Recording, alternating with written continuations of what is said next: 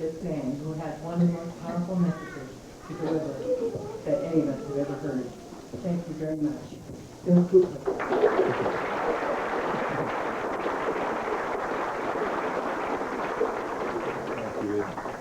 Thank you, Eve.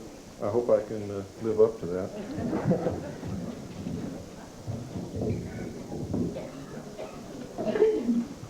Does that work okay from here? Everybody here? Okay.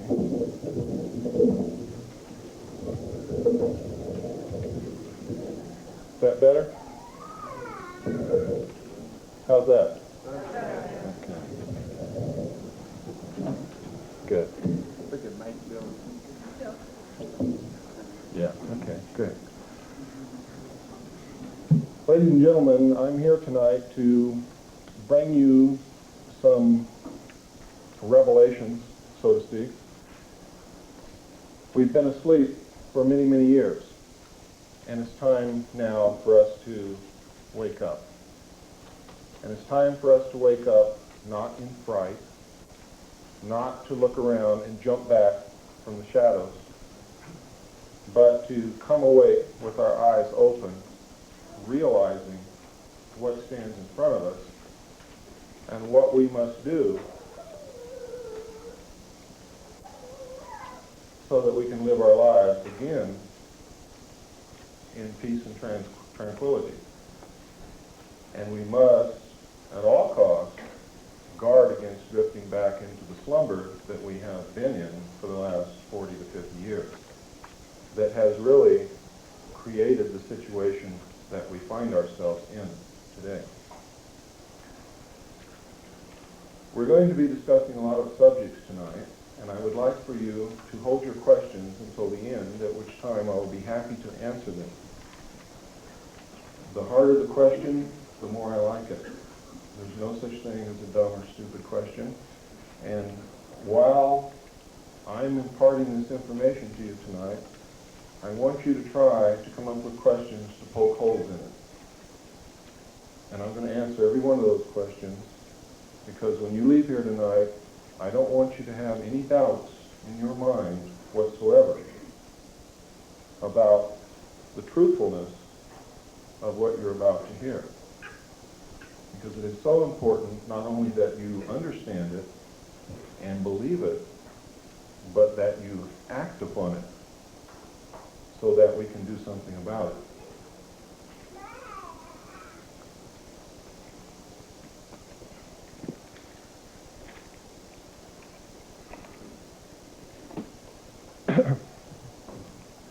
We tried to get a large television set tonight, and lo and behold, in the entire city of Sedona, this is the largest we could get.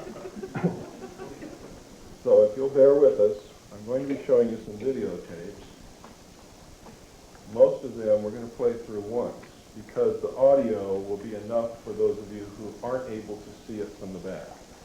When I get to the Kennedy tape, if you are unable to see what you need to see after we play it the first time, let me know. We will then ask the people in the front to stand up and move back, and those of you in the back come forward. We will play it through as many times as we need to. It is important that you know that you've been lied to, that your own government assassinated one of our presidents. And we're going to show that to you tonight. I would like to thank some people now and talk about some material that you're going to be seeing here in the future.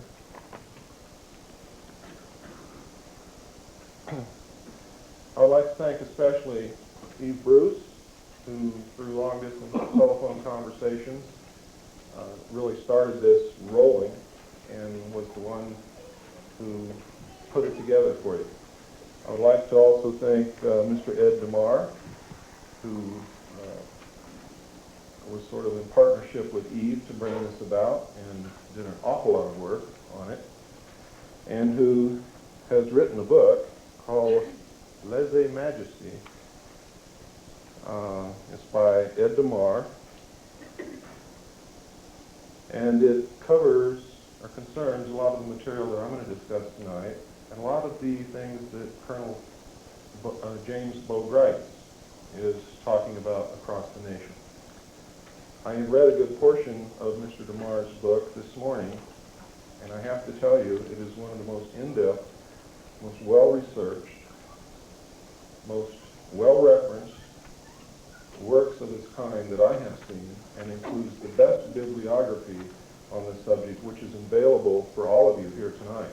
You can pick up this bibliography from the table back here, and the reason we put it out for you to pick up is because most of what I'm going to tell you tonight, you can find out for yourselves through your own research. Most of the information that I'm going to give you is not secret. It has been in the public domain for many years. However, we have been extremely, trying to think of a nice word for it, but I can't. The word is really negligent. Asleep. We have abdicated our role as the watchdogs of our government. Instead of reading, instead of questioning, we watch television. We believe everything that Dan Rather tells us, amongst others. He is just one. There are many, and I'm going to tell you a little bit about that later, who lie to you every night on the 6 o'clock news and the 11 o'clock news.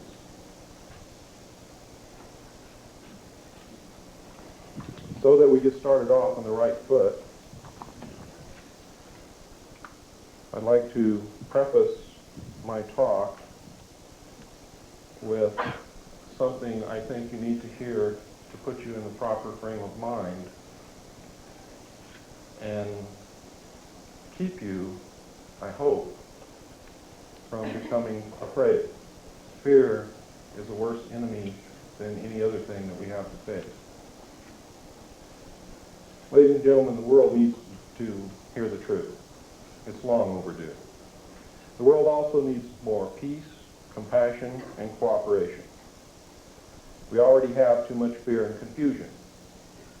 And too many people are feeling hopeless and victimized. What is offered here is startling information.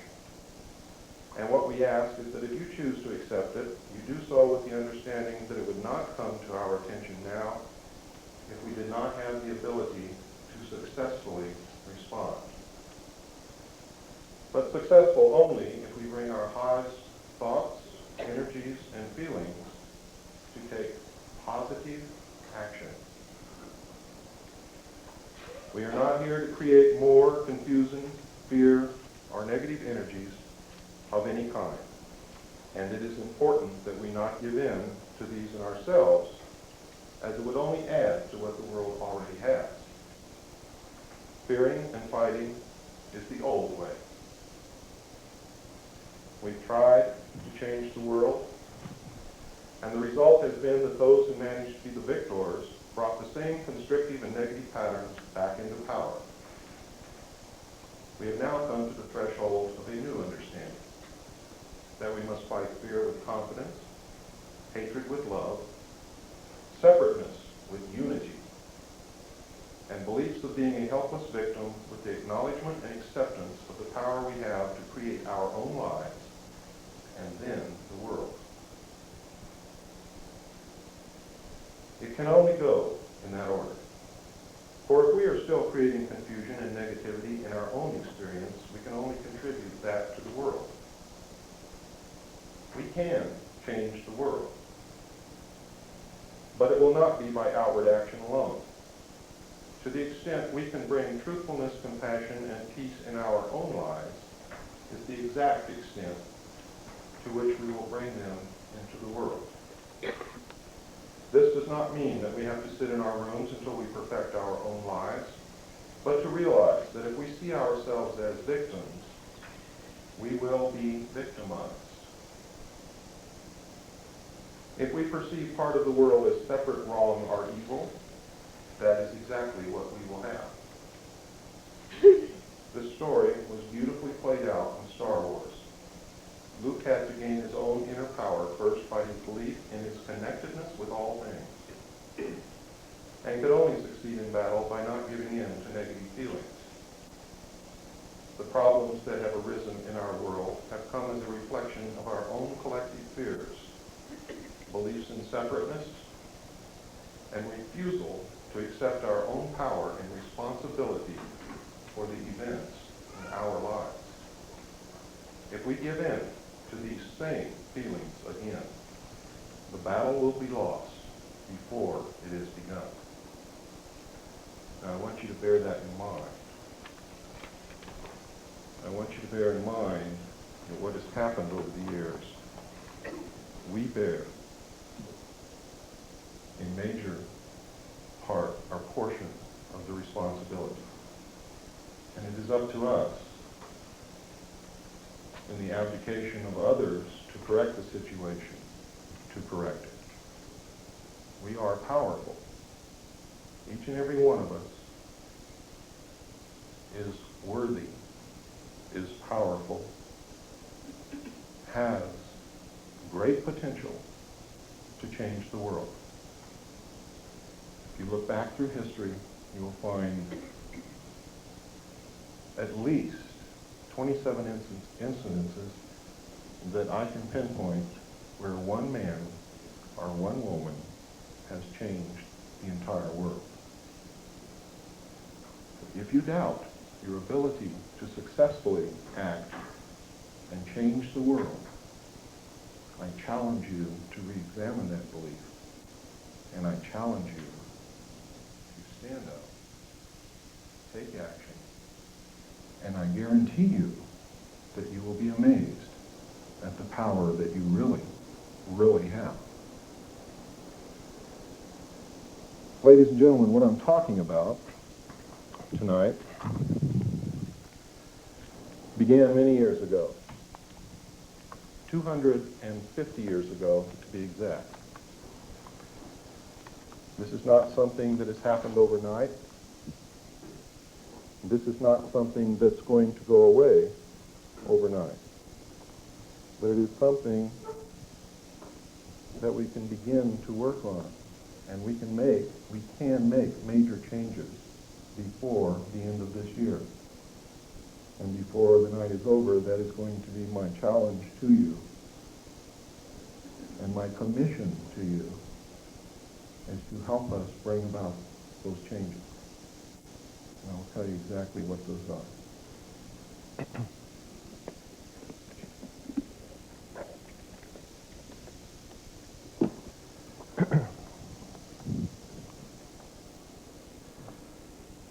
I'm going to brush over the brief history of this because what I want to do is get to the meat of the matter that's happening today, because that's really what concerns us. But you need to know how it all started.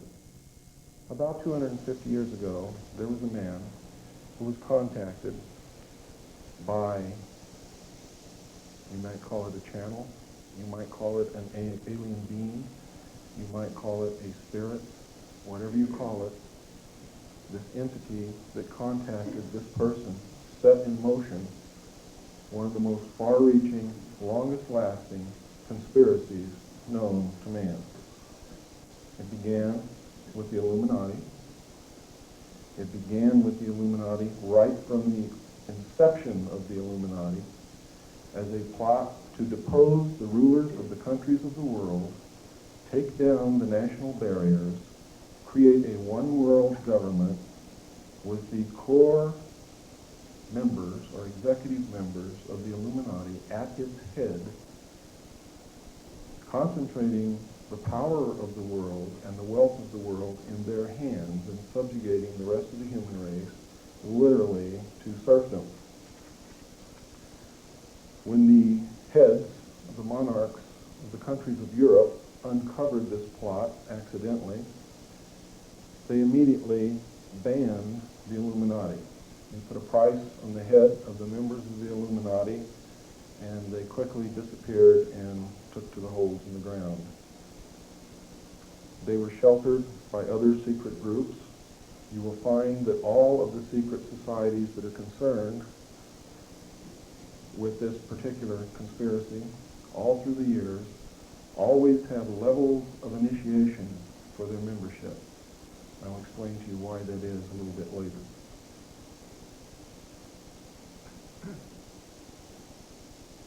This is really a European thing, but it has spread to the United States. The major controlling membership of these secret societies is a group known as the Round Table of Nine. They are the heads of the most powerful banking families in the world. When you get right down to it, there are only 9 families who control the wealth of the world, and that is the 9 families whose heads make up the Round Table of Nine. Beneath the Round Table of Nine, there's an international organization known as the Bilderbergers. The Bilderbergers are a major player in this. Beneath the Bilderbergers, each nation has its own group. Most of the European nations look to the Club of Rome. In the United States, it's the Council on Foreign Relations, and in recent years, in our generation, the Trilateral Commission. You may not realize this, but they are one and the same. The Trilateral Commission branched off from the Council on Foreign Relations to give you something to hang on to should they lose political power. It is an old ploy. It's the same as in the playoffs for Major League Football. You have 2 teams and you play yourself. You cannot lose. That is the theory behind the split. Now that you know a little bit of the history, and not too much, because I really want you to go start reading for yourself, and you will find that there's plenty of material to give you food for thought, a lot of hours of reading, and a lot of productive research. Our story really started in around 1936, when Germany recovered a flying disc. It is not clear whether they entered into an agreement with the aliens and were given the disc, or whether they took the disc, or whether the disc crashed and they just came in possession of it. The method by which they did this is not clear. It is clear, however, that they had a disc as early as 1936, that they were attempting to duplicate the technology in an area known as Peenemünde. When we went into that area after World War II, and captured Peenemünde, we found safes, file cabinets, drawers loaded with documents on the alien technology and on the attempts to reproduce the technology. We found pieces and portions of hardware. We found some of the scientists in our sweep trying to recover them. Many of them, however, were captured by the Russians. Much of the hardware was also captured by the Russians, and the Russians may have captured the original disc, because we certainly didn't get it to my knowledge. Notice I say to my knowledge, because I was not privy to every scrap of information. When we found this, at the close of World War II, we were extremely concerned. We didn't know what to do about it, but we immediately set the scientists about working on trying to duplicate the technology, or at least come up with it on our own. Most of it we did not have to duplicate until 1947, when, as you've probably read or heard, or recently if you watched Unsolved Mysteries last Wednesday on television, you saw what was described as the Roswell incident. The Roswell incident is a true incident. It did occur. It occurred near the city of Roswell, New Mexico. And what actually happened, there was a thunderstorm. A disc was seen flying over 2 cities in the direction where the wreckage was found. The disc either exploded in the air or hit something in the air. But whatever happened, we know it happened in the air because debris was found in 2 different locations. There were large amounts of small debris scattered over a ranch that belonged to a Mr. Brazel, who was an old-time cowboy, was a very honest man and reported it. Several miles away, there was a large, intact majority of the saucer, actually, or the disk, found on the ground with several dead alien bodies. The reason I say several is there are accounts that there were 4. I saw pictures of 3 of those dead alien bodies in a report called Project Grudge, which also included material from a report called Blue Book, report number 13. So, I'm not sure whether there were 3 or 4. I saw photographs of 3 of those bodies for sure. Really, it doesn't make any difference if there was 1 or 50. The important thing is that it occurred and that there were dead alien bodies that were not of this world. The technology was not of this world. We could find nothing within that craft that we knew anything about. We could not find electrical wires. We could not find vacuum tubes. We could not find hydraulic actuators, accumulators, control valves. We didn't know what made this thing tick. Immediately, it was classified secret. It was carted away. The press was told, first, that they had recovered a flying saucer. Second, that no, it wasn't a flying saucer, it was a weather balloon. When the local newspaper tried to put it out on the wire service was interrupted, and a message came across the wire to the local news service stating that they were to cease transmission immediately. What they were transmitting concerned the national security. The message was from the Federal Bureau of Investigation. And this is documented.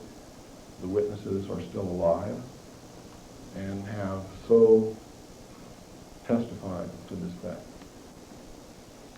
What happened over the next several years, really that's the most important thing that initially happened. The second most important thing that happened, and there were other crashes in between, the second most important thing that happened is that we found 2 discs in the vicinity of Aztec, New Mexico in 1948, which contained human body parts. Now, this caused the classification to go from secret to way above top secret because there was a great fear of a national panic. Now, this was before they ever did a study to determine whether or not they believed the populace would panic if the information that aliens were here was disseminated. But they knew that if they told the public, or if it got out to the public by some means, that aliens were not only here, but were flying around in craft which contained human body parts, that's another story altogether. Now, I don't want you to get real concerned about this, because your chances of being affected by it personally are extremely remote. The next really important occurrence was the fact that in 1949, again near Roswell, 2 discs crashed. They recovered 5 alien bodies from these discs, and in combing the area to make sure that they had recovered all of the wreckage and everything that they could so that the public would not be able to discover anything, and so that they would have everything with which to gain knowledge and technology from, they scoured the area by foot patrol, by jeep patrol, and by aircraft reconnaissance, and discovered an alien live from the crash wandering in the desert. They captured him. He was designated EB, extraterrestrial biological entity. EB was taken to Los Alamos, where he was placed in a Faraday-shielded environment because he had the ability to read the thoughts and transmit thoughts to people outside of where he was being held captive. He also had the ability, through a device that he wore around his waist, to literally walk through walls. Now, we know through our own study of science that this is not far-fetched. We know that mass, or matter, is made up of molecules which are made up of atoms, And in between these atoms, there's quite a large space on that scale. And in between the molecules, there is a large space on that scale also. It's much like being out in space and looking at the solar system. If the sun and each of the planets, if you were to consider them to be molecules, if you could get way down microscopically and look inside your own hand, you would see much the same thing. There are large spaces between them. They're held together by a force or an energy, which we know very little about. With the proper technology, you could literally put your hand through your other hand if you knew how to do this. The aliens apparently do, because they can not only walk through walls, but they are apparently able to abduct you from your bed in the middle of the night and lift you out through your ceiling without opening any doors, without lifting the roof, without opening any windows, and you pass right through it with no ill effects, and they can put you right back down in your bed in the same manner. Now this sounds totally insane, doesn't it? Doesn't it really? Because I have to tell you, quite frankly, when I was reading this material, and when I was studying the abductee reports, and when I first came across this, I thought it was crazy. I thought it was insane, until I realized that it was absolutely real. I want you to also bear in mind, ladies and gentlemen, that it was not too long ago, and it really wasn't too long ago, that if you mentioned to someone else that in a few years man would be flying through our own atmosphere, you would have been laughed at, ostracized, and probably kicked out of town. Then not long after that, when we did have aircraft and were carrying passengers through the air, if you had suggested to your neighbor that in a few years a man would be walking on the moon, you would have been laughed at, ridiculed, and maybe run out of town.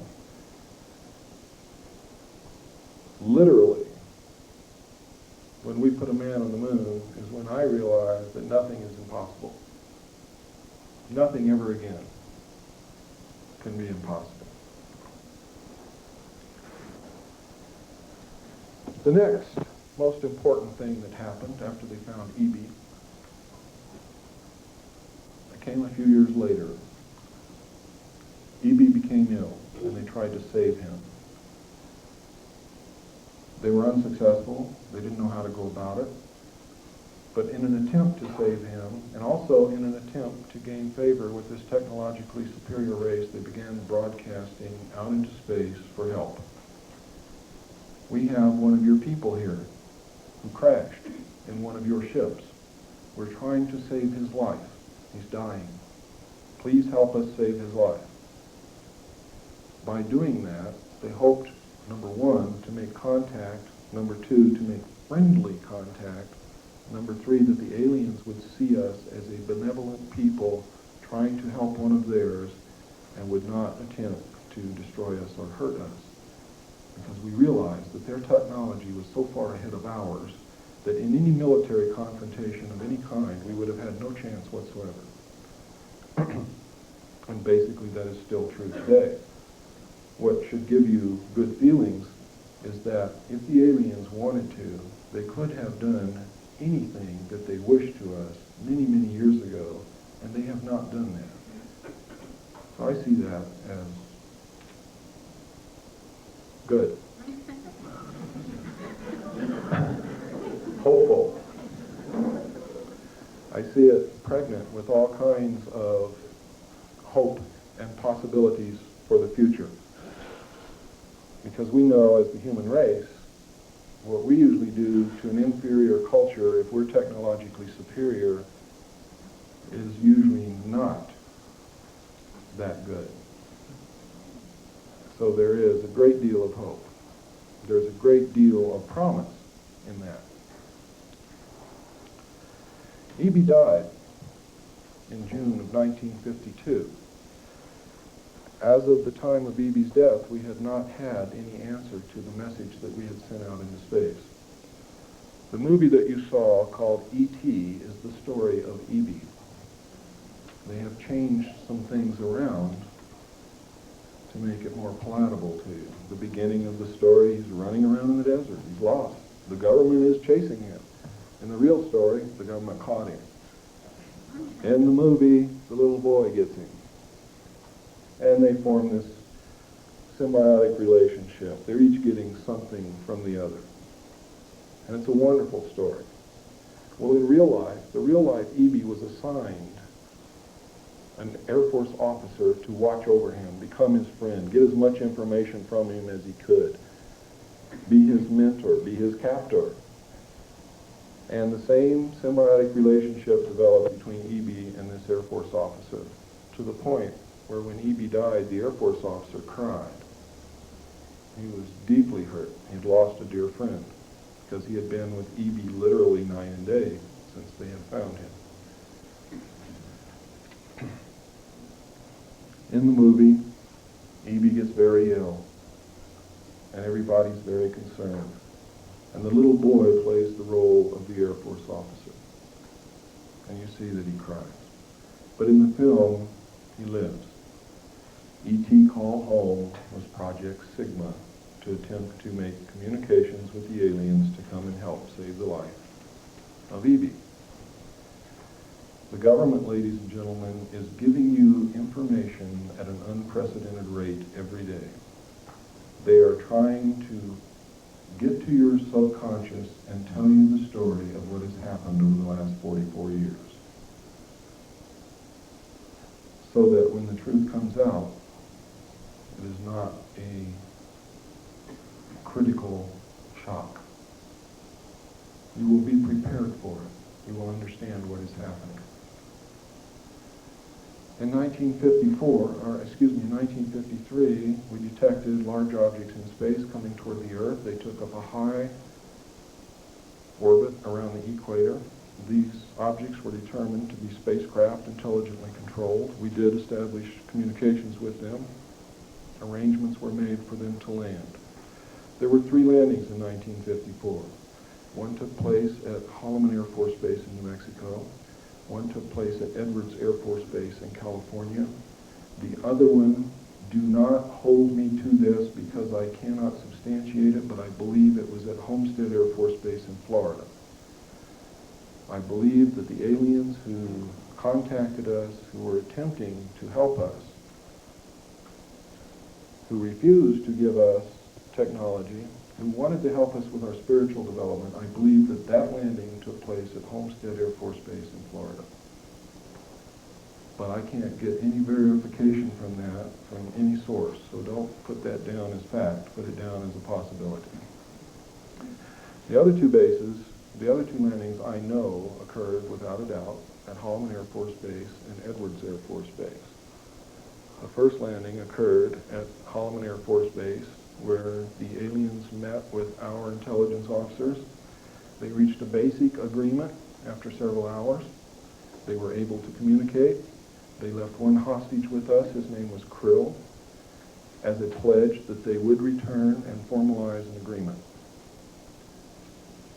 Later in 1954, they landed again at Edwards Air Force Base. President Eisenhower had arranged to be on vacation in Palm Springs. At the appointed date and time, President Eisenhower was whisked away. He actually disappeared. Nobody even saw the helicopter come or go, but he just flat disappeared.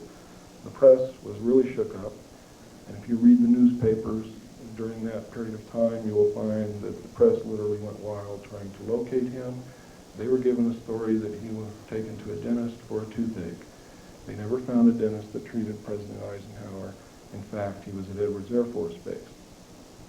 He reached a formal agreement with the aliens and the treaty was signed. This was played out in a movie that you saw called Close Encounters of the Third Kind. Everything that you saw in that movie, except for finding the ship in the desert and the plains in Mexico and those types of things, was true. People were and are still being abducted. People were and are still being picked up and relocated, decontaminated, brainwashed, given new identities, and put back into society in some other location. It's for their own protection, really. In most cases, in some cases, it's a travesty of justice. People are being implanted. The implants were played out by the silly little tune that people got in their head. That represented the implants. They couldn't get this out of their head. They would have a close encounter with an alien disc, and they would hear this tune, and they could never, ever get rid of it. And it drove them to do some crazy things. And there are people today who are being driven to do some crazy things. I know some abductees who wake up one morning after they've had an abduction experience, and they've got to move.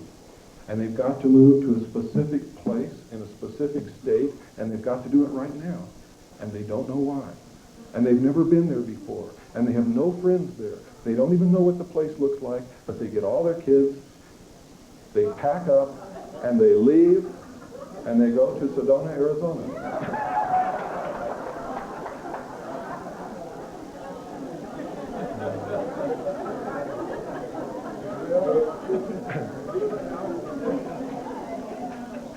Some of them go to Yale, Washington.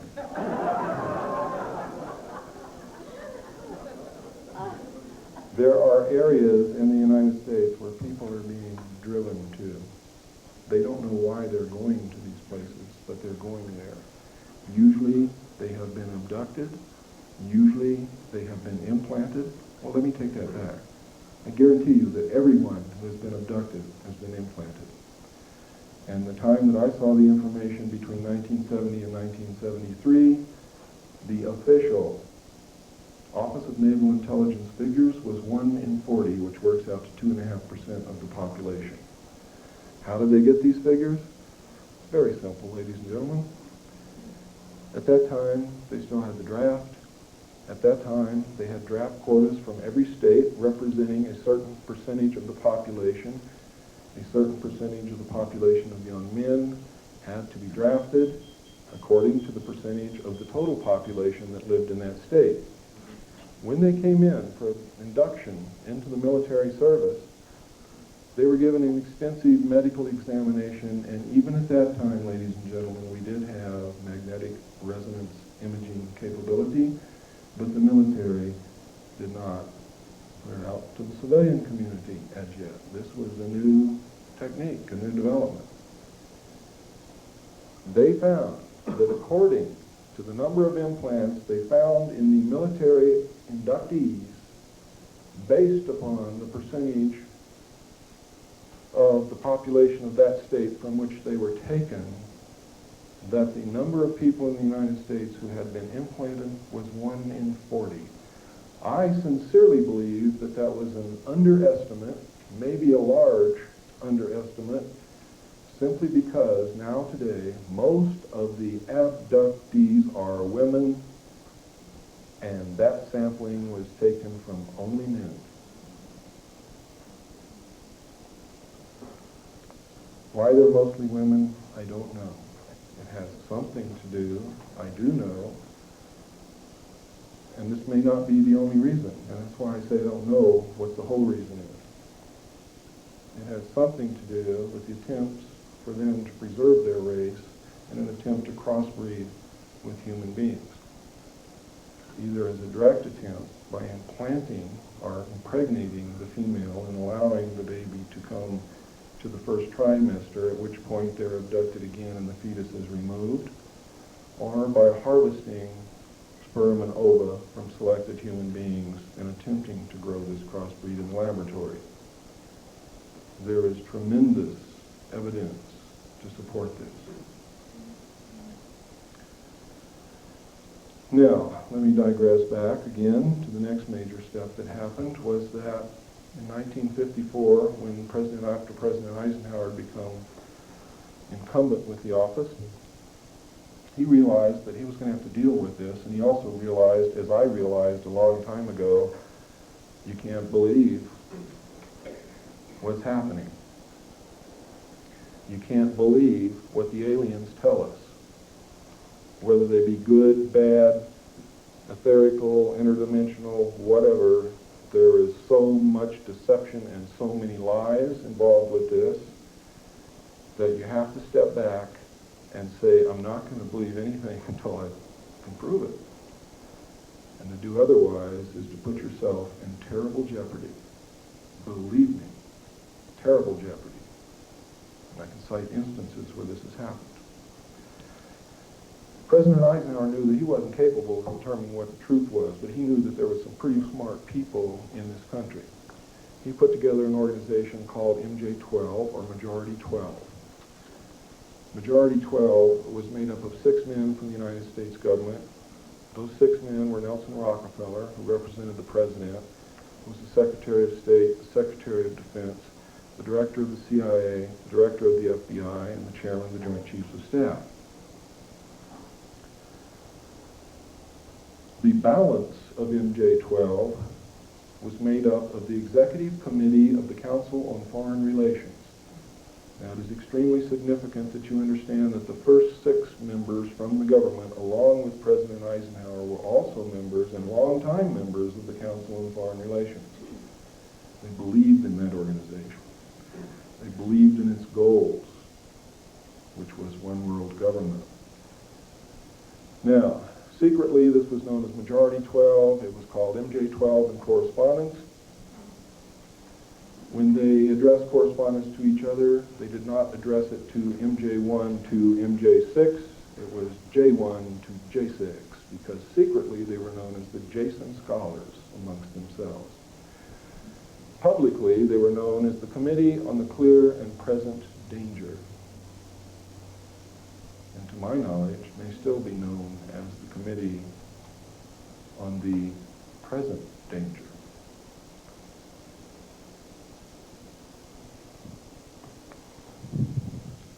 I remember MJ-12 as being 12 men. However, I am still in the process of remembering, and my memory is constantly being joggled and jiggled. And one of the reasons I may have remembered it as being 12 members on Majority 12 is that they had to have a majority of 12 votes to carry anything into action. Thus, Majority 12. Thus, Operation Majority. Thus, the Majority Agency for Joint Intelligence. That's where that name really came from. Which means they literally had to have the vote of every member on it if there were really 12 members. But having to have 12 votes to carry, being named Majority 12 or MJ-12, could have just been enough to make me believe that they only had 12 members. My memory is beginning to joggle now, and I'm starting to believe that maybe there was first 6 from the government and 12 from the Executive Committee of the Council on Foreign Relations, and that there may really be 18 members on MJ-12.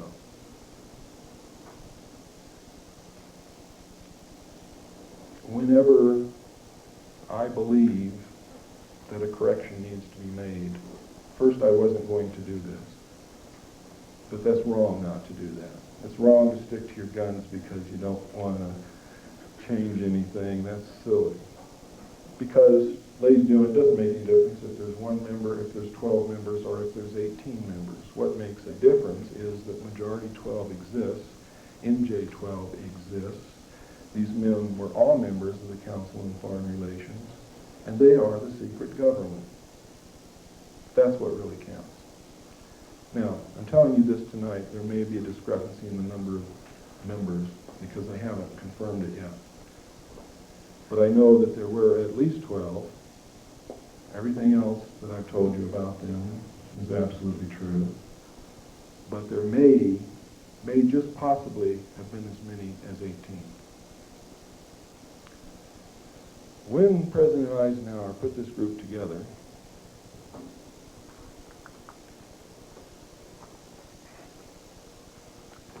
oh, thank you. I didn't realize how thirsty I was. When he put this group together, this group, and President Eisenhower may have done this intentionally, but there's no reason to believe that he did, because there's nothing to tell us that he did. But having been a member of the Council on Foreign Relations, he may have done this intentionally. These people saw this as the opportunity that they had been looking for all of their history. It was the opportunity finally to control one of the major superpowers of the world behind the scenes. Because who gets knocked off when things go wrong? The person standing out in front, right? The people behind the scenes just chuckle and laugh and say, they got the wrong guy, and they put another one right up there for you to knock off. If you're even smart enough to knock somebody off, which we haven't been. The only ones that have been knocked off, they did the knocking off. Through a whole bunch of secret executive orders and NSC memos, which are in fact executive orders, they reached the habit actually of using NSC memos in place of presidential executive orders to prevent the government from falling should the public find out what was really going on. It was to save the presidency. What started out as a means to save the presidency resulted in a means to prevent the president from knowing the truth. Up until President Bush, President Eisenhower was the last president who knew the entire truth. And when he left office, he could see what was happening. He was a very intelligent man. He could not have been the overall commander of all Allied forces in Europe with 5 stars and then reached the office of president if he had been a dummy. He was not Dan Quayle, I can guarantee you. He knew what was happening, and he attempted to warn us when he left office. He told us quite bluntly and in no uncertain terms to beware of the military-industrial complex. And who is the military-industrial complex? It is the members of the Council on Foreign Relations, and since the inception of the Trilateral Commission as well. The Council on Foreign Relations and the Trilateral Commission control the board of directors, the majority of the stock, and usually the president and CEO of all the major corporations in the United States of America, including the news media, the major publishing interests, etc., etc., etc. Usually the president and CEO is a member of the Council on Foreign Relations and or the Trilateral Commissions. Many of them have dual membership. The board of directors is always controlled. Council on Foreign Relations and Trilateral Commission members own the majority of the stock. Nelson Rockefeller and David Rockefeller and the Rockefeller Foundation and the Ford Foundation and the Carnegie Foundation, which, by the way, the Rockefeller family owns the Ford Foundation and the Carnegie Foundation, believe it or not, own the majority of the stock in the major corporations in the United States of America. They own the majority of the American-held stock of the Federal Reserve, but the majority of the stock of the Federal Reserve is owned by the European bankers.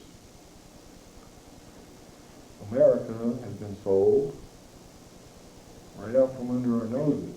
It doesn't belong to us anymore. It belongs to a secret government, a secret worldwide government, which pulls the strings, which says, we want this to happen here, and it does.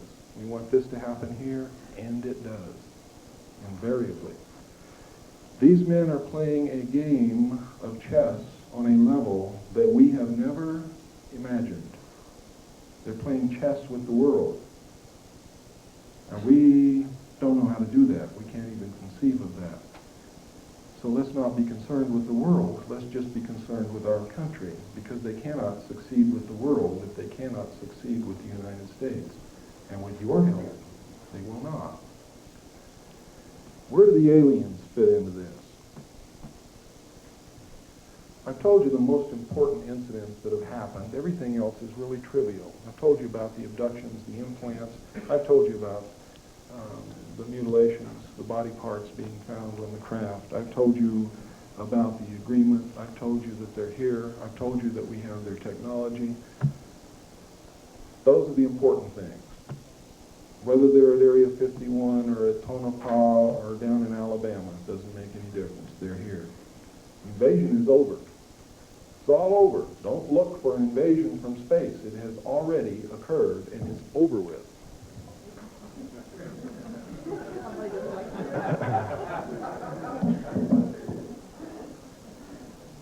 So we don't have to be concerned with that. One of the things that the secret world government is going to attempt to do to get you to accept their new world order is they're going to try to scare the hell out of you with a fake, phony landing where they're going to say, oh my God, there really are ETs. It's going to be covered by the media of the world. And they're going to say, we're going to be invaded from outer space. We have to band together as humanity to save the planet. And most people are going to say, yeah, let's do it. One world. Imagine all the people. Imagine nothing worth fighting for. Imagine no religion. Imagine living only for today.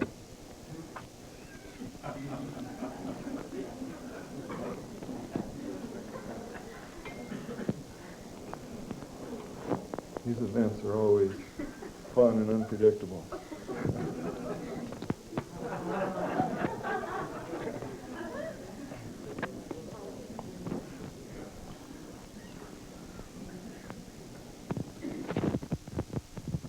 I'll tell you what, it's time, let's take about a 5-minute break. Came up and ask quite appropriately, who the hell are you? And I used to start all of my talks out with who I am, where I'm coming from, how I saw this information, and what my stance is on it. And I eventually reached a point, and I keep forgetting that I'm not in California anymore. I reached a point where people would say, we already know who you are, tell us what you got to say. Well, I stopped doing that, but now I'm in Arizona, and I realize that whereas in California I'm very well known, here I may not be as well known. I was raised in a military family. My father was an Air Force pilot. He is a retired Air Force colonel at this moment. When I was a child, I heard stories about Foo Fighters and crash discs and things not of this world and strange sights up in the sky, and saw pictures that pilots took simply because I was the son of a pilot. Not because anybody was taking the time to show me. I just happened to be there when these things were discussed and when these pictures were shown and passed around, and usually was underfoot and eventually was kicked out and exiled to the back bedroom or the backyard. Eventually, though, I grew up and left home, went into the Air Force. I was assigned to the Strategic Air Command as an aircraft and missile hydraulic technician, which means that I worked on the hydraulics and the pneumatic systems, or high-pressure air systems, of aircraft and missiles for the Strategic Air Command. I worked with B-52 bombers, KC-135 aircraft, which is the same as a 707, only it's for refueling other aircraft and carries fuel instead of passengers. I worked on B-58 bombers. I worked on Minuteman missiles. During the time, both when I was in school learning my trade in the Air Force and the time that I was on the job, I met people who had taken part in crash disk recoveries. And usually at the Airmen's Club or in some bar downtown or someplace, because I was a young man then, and that's where you could usually find me, with a beer in my hand looking for a girl. And if there wasn't a girl around, we lied to each other a lot. And generally, these stories I thought to be a lie until later years when I realized telling me the truth, and I could kick myself in the head because I had not written it down. I had not pressed them for more information at a time when they were willing to talk to me for some reason or other. When I left the Air Force, I went into the Navy, and really I had planned to just skip from service to service. I was a pretty crazy young kid. I was gung-ho. I was raised in John Wayne movies and Sergeant Rock comic books. I came from a military family. My whole family was in the military service. Uncles, grandfathers, brother, everybody. We were service people. We were government people. We were patriots. We cared. We believed that the best thing that a man or a woman could do was to serve their country. When I went in the Navy, I volunteered for submarines because that was the weirdest thing you could do. And I was pretty weird. And I thought it would be neat to sleep underwater. So I did. While I was on submarines, being junior in the Navy, real junior, I had to stand lookout watches. Lookouts are well-trained professional observers. They are not just someone that they grab out of the galley and stick it there with a pair of binoculars. You are well trained because before you yell to the officer of the deck that you got to shoot at something coming at you off the port beam, you got to know that that's really the enemy and not the admiral coming out for a visit. And that's really the main reason for it.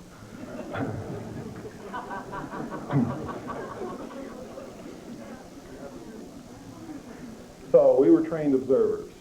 Now this is extremely important to me personally because without this experience I probably would not have lent the importance that the later information that I was going to see, I probably would not have realized how important it was.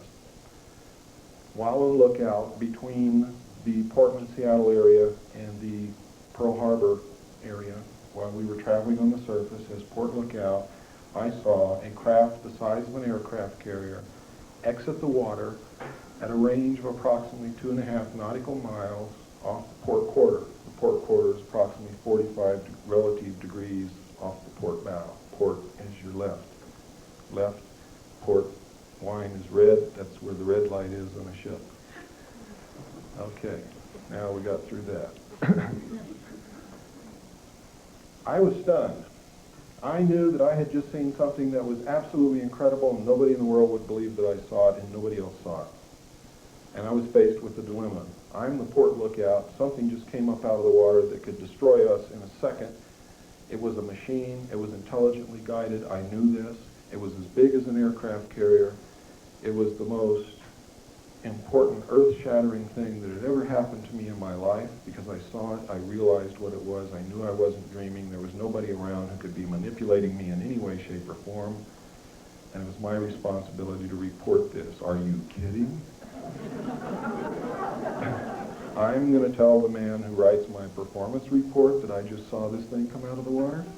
You got to be nuts. But I had a responsibility to the safety of the ship, the boat, which we call submarines, boats, not ships, to the boat and to the crew. So I had to devise a method to report this. And what I did was that I told the officer of the deck, Ensign Ball, that Ensign Ball, I saw something about 2.5 nautical miles off the port quarter, but it just flashed and I don't know what it was. Could you please help me scour that area to see if we can find it again? Now, I didn't really believe that this thing was going to show up again at all. Well, the starboard lookout heard this conversation and he turned around and started looking too, which he shouldn't have done because you're never supposed to desert your own field of responsibility, but he did. At about that time, the object came, or this object or another one just like it, came back down out of the clouds and entered the water. Ensign Ball dropped his binoculars, dropped his jaw, and turned around and just stared at me and didn't say a word. And then he turned back around and he just stared off into space for a couple of minutes. And then he turned around and looked at me again. And he said, "This had to happen on my watch."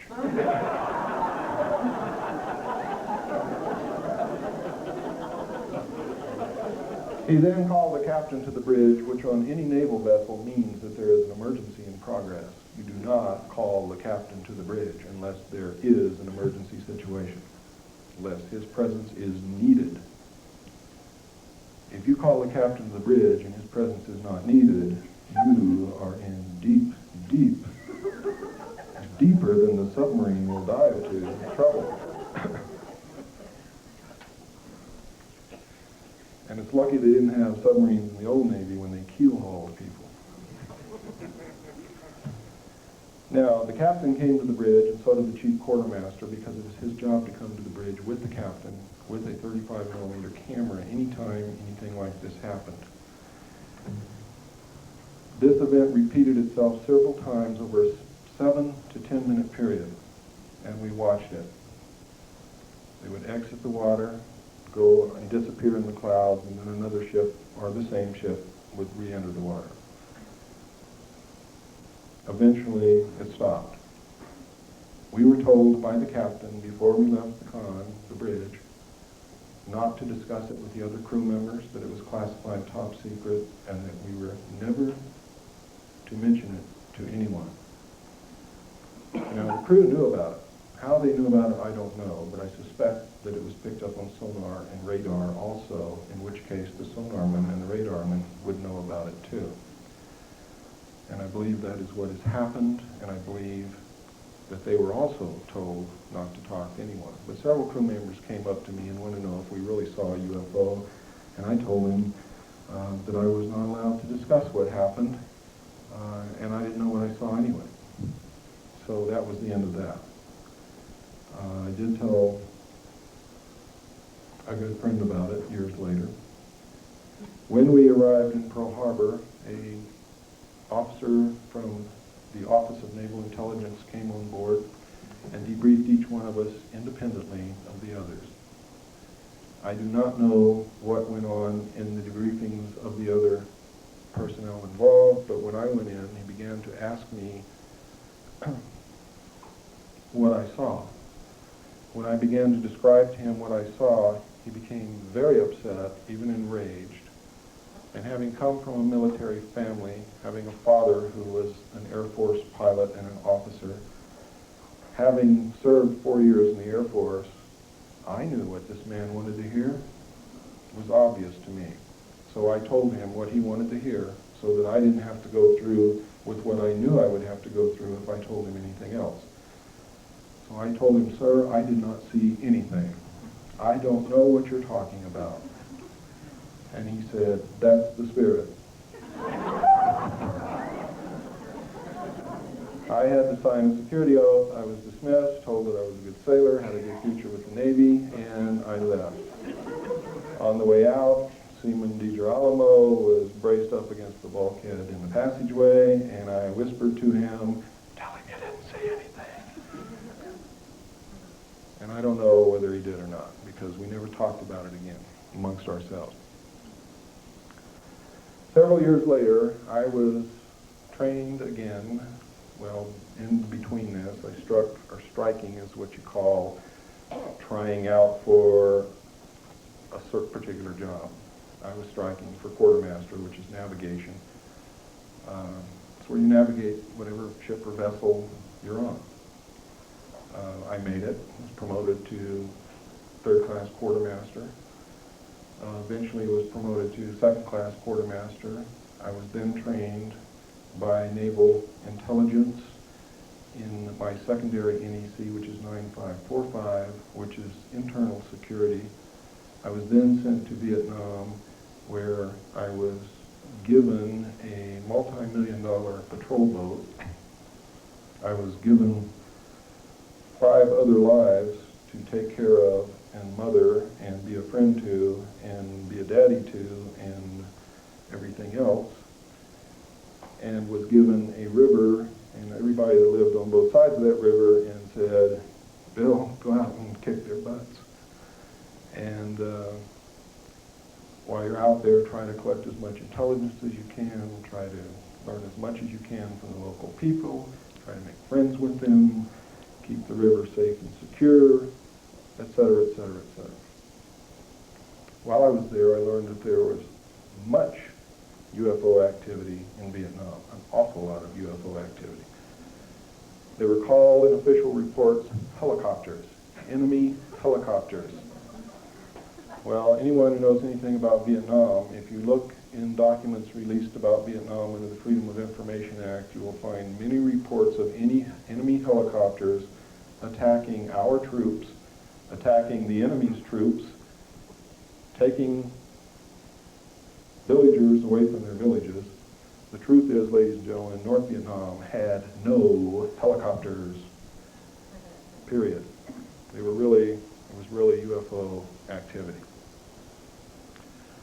When I came back to the United States, I was assigned to the Commander-in-Chief of the United States Pacific Fleet and was specifically assigned to the intelligence briefing team for Admiral Bernard Clary, who at that time was the Commander-in-Chief of the United States Pacific Fleet.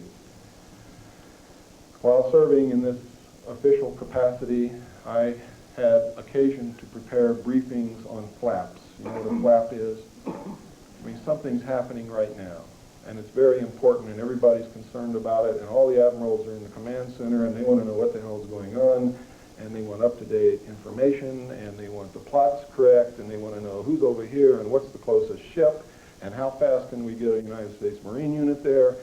That's what you call a flap. In other words, everybody's throwing it all in the fan, and it's all coming out on me and the other people who were with me. It was our job to provide this information on a 24-hour basis. And specifically every day, we would come in very early in the morning, about 4 a.m., and we would prepare a briefing which took place at between 8 and 9 o'clock whenever the Admiral was ready, because we didn't tell him when to be there. He told us when he was there, and when he was there, we had to be ready. Between 8 and 9 o'clock, usually, we would present a briefing to the Admiral and his Chiefs of Staff. Now, you have to remember that this man had reason to know what was going on in half of the world, because he's literally responsible for the Pacific Ocean and the Indian Ocean and everything in between, including the land masses. In case of a nuclear attack or a nuclear war or any kind of a war, it is the United States Navy that will deal the primary blow to the enemy, will deliver the war to the enemy first, and will usually carry it through to the end. And that is the truth. So he had the need to know everything that happened in that part of the world. When alien-connected incidents occurred, we would get top-secret messages marked magic, restricted information. That is not an obsolete security classification. And the first time it was used was not in the Nixon years. It has been used on alien-connected material since the beginning. So don't believe everything you hear. When we got these messages, usually all hell would break loose. It was of the utmost importance. When we were briefing officers who were new in the position that they had the need to know regarding this flaps, we sometimes had to brief them on the history that led up to this incident. So then I had access to documents containing the history. Until eventually I found in my hands a document called Operation Majority and another document called Project Grudge, which contained the most astounding information I have ever seen in my life. And from that day forward, my life has never been the same. It has not been normal in any way, and I wish that it had been somebody else who had seen the information. But because no one else has had the guts to stand up and talk about what they've seen, I'm kind of glad that it was me, because I do have, and I will continue. Because you need to know what was in those documents and what's happening. Now, if I had not seen the UFO with my own eyes first, I would have thought that this whole scenario that I saw in these documents was a hoax. Not perpetrated by the Navy or the Office of Naval Intelligence or the United States government to fool me or to fool anybody else in the Navy. I would have thought it was a hoax after I had read Operation Majority that outlined the plans for the secret government, the secret world government to come into power, I would have thought that it was a hoax to scare you into bringing that about. And I still think that they're going to use it to try to bring it about. And I want to warn you beforehand not to believe a word they tell you when they tell you there's going to be an invasion from outer space. Because there's not going to be. It's already taken place. Because I saw what I saw on board that submarine, and because of the research that I've conducted since then, I know that it's real. It's not a hoax. It's not something to propel this world government into position. It's real. There's aliens here. They're just as real as you and I. And I'm here to tell you about it. And there are other people talking about it, and there have been throughout the history of this thing, only, especially in the early years, anybody who tried to talk were killed, were sent to mental institutions, just flat disappeared and they never knew what happened to them. Or all of a sudden, Joe Blow was working in the garage and now he's got a nice job in the government, making 3 times what he was making in that garage, and he doesn't talk to you anymore. Those things were commonplace. They have still been commonplace up to the present time, except in recent years, people are starting to learn how to prevent it from happening. And one of the ways is you get squarely in front of the public and you stay there. Because I'm going to tell you this right now, and you can bank on it. You watch me every day of my life. If anything happens to me, you don't have to do any more research. You know damn well everything I'm telling you is true. And they don't want you to know that. So they're not going to touch me unless they can make it look like an accident where you will believe that it's an accident. And I'm telling you right now, they know how to make people die of heart attacks, strokes, brain hemorrhages. They know how to make people fall down the stairs. They know how to make people commit suicide, or at least look like they committed suicide. And if you don't believe that, look at what happened to the 20 material witnesses who were close enough to the car to see William Greer shoot President Kennedy within 2 years of the time it happened. They're all dead. The odds of them all being dead is something like 300,000 trillion to 1. Some of them apparently, I say apparently because that word means that's what it looks like, committed suicide. One died of a karate chop to the neck.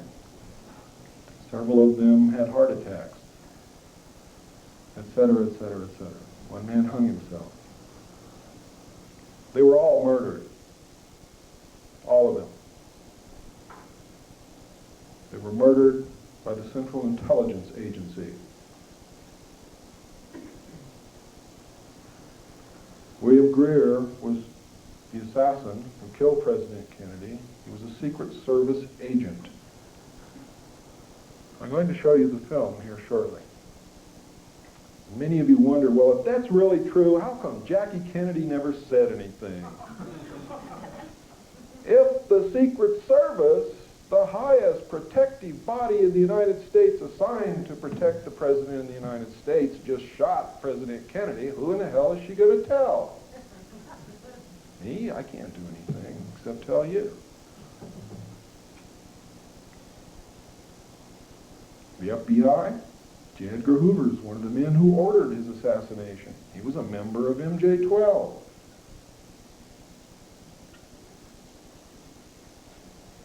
Beginning to see the picture?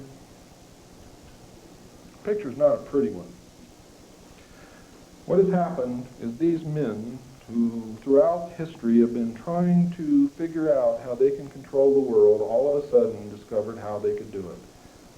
In 1952, President Truman, together with the heads of state of the European nations and the Soviet Union, formed what is known as the Bilderbergers, to coordinate the international efforts to protect the world from an invasion from outer space, should these aliens turn out to have that as their ultimate goal.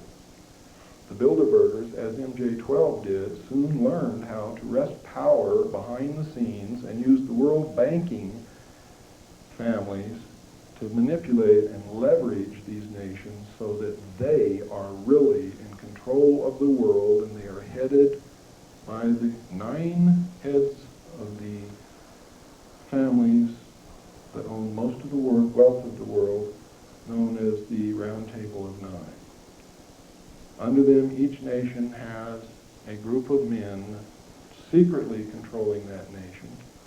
And I don't mean every nation in the world. I mean the nations that count, the hard currency nations, have an organization which is a sister organization to MJ-12 within that country's respective government. How does this work, you say? How can a secret organization such as MJ-12 control the government? It's very simple, ladies and gentlemen. If you will remember that President Eisenhower formed this secret group in 1954. He was the last president who knew everything. They began in 1954 to issue secret executive orders in the form of NSC memos to wrest power away from the president and effectively isolate the president. They took the power to appoint appointees in the government away from the president. And if the president wants to appoint someone whom they don't want him to appoint, they have a way of embarrassing the president to get him back into line, or getting rid of him altogether, or making sure that he doesn't get elected if he's not willing to play the game. The result has been, ladies and gentlemen, that today every major member of the United States government is a member of the Council on Foreign Relations and the Trilateral Commission, or the Trilateral Commission, but usually the Council on Foreign Relations and the Trilateral Commission. They usually have dual membership. Every one of them, not just a few. You see, it started off in 1954. There were just a few. Truman's years, there were hardly any. Eisenhower got in. He was a member of the Council of Foreign Relations. He appointed some. After that, when they took the power to appoint on themselves, they told the president who to put in those positions, and that's who got those positions. And today, the Council on Foreign Relations and the Trilateral Commission is the government. The government is not representing us. They are representing the Council on Foreign Relations and the Trilateral Commission and the secret world order. Please, when you go out of this room, look it up yourself. Because if I hear from you that you don't believe it, I'm going to say, did you check on what I said? Did you go to your library? Did you pick up the bibliography that we left for you on that table? Did you go read those books? If you tell me no, I don't want to hear what you have to say anymore. Because I can bring you a message, and I can tell you what that message is. I cannot march into battle by myself. I will be literally creamed. You must be beside me as I march, as Colonel Bo Grice marches, as John Lear marches, as Bill English marches, as any of the other true patriots in this country are marching to try to clean up our government. Because we can't even begin to deal with an alien force because we don't have the power to make treaties. We don't have the power to make agreements. We don't even have the power to sit down and hold a discussion. We do have the power to get rid of the ones who are not representing us and put people in who are representing us and demand that the crooks be prosecuted and get thrown in jail. We have the power to clean up our government so then our government can represent us and then we can deal with an alien question.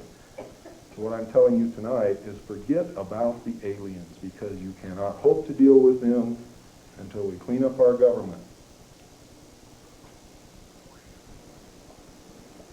Once we clean up our government, then we can deal with the other problems. Until then, we cannot.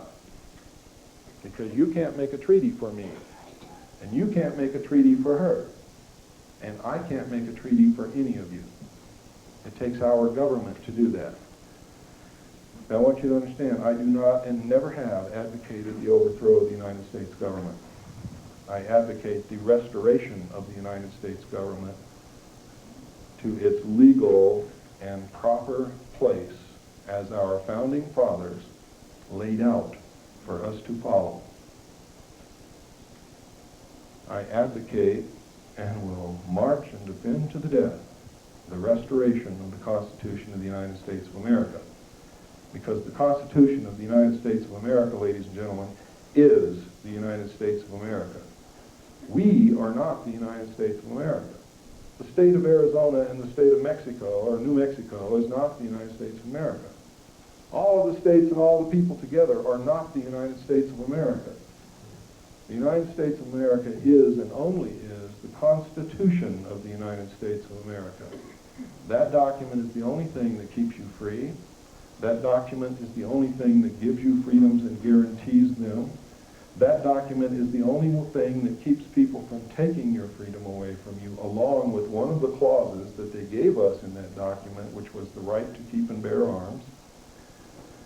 And I know that that issue is controversial, but let me explain to you why it is in the Constitution. In history, all throughout history, when a despot or a conqueror or a wicked person wanted to subjugate the people, if the people were unarmed, it was easy for them to do that. In fact, it was a foregone conclusion. The only thing that has prevented that from happening in the United States is the fact that most Americans throughout our history up until recently have always had at least a .22 rifle in the closet. And no one could ever successfully march against an armed population which believed in themselves. We've lost a belief in ourselves. We've lost an understanding of the Constitution. We've lost the meaning behind it. We don't understand what our country is. We don't understand what keeps us free. And the secret government is manipulating you daily into begging them to take away your freedoms. And some of you here in this room have been begging them to take away your freedoms. You've been asking them to take away your right to keep and bear arms, which is the only thing that keeps them from destroying the Constitution, declaring martial law, and forming this world order right now. The only thing preventing that is the guns in our closets. That's all, because they would have done it years ago if it had not been for that. Many of you right now in this room have been screaming for the government to take away some of our freedoms in order to get the drugs off the streets. You've been saying, I'm willing to give up some of my freedom to get rid of this terrible plague. Let me tell you, ladies and gentlemen, it is your government who imports those drugs and who is selling those drugs to your children, and has been from the very beginning.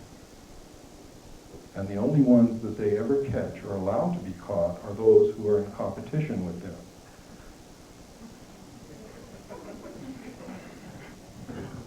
This operation was put into place in the late 50s. It was organized by George Bush in cooperation with the CIA while he was president and CEO of Zapata Oil.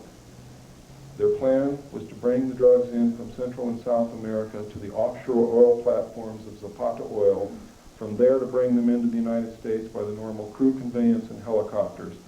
Therefore, they would not have to undergo inspection by customs officials or law enforcement agencies of any kind. And it's been going on ever since.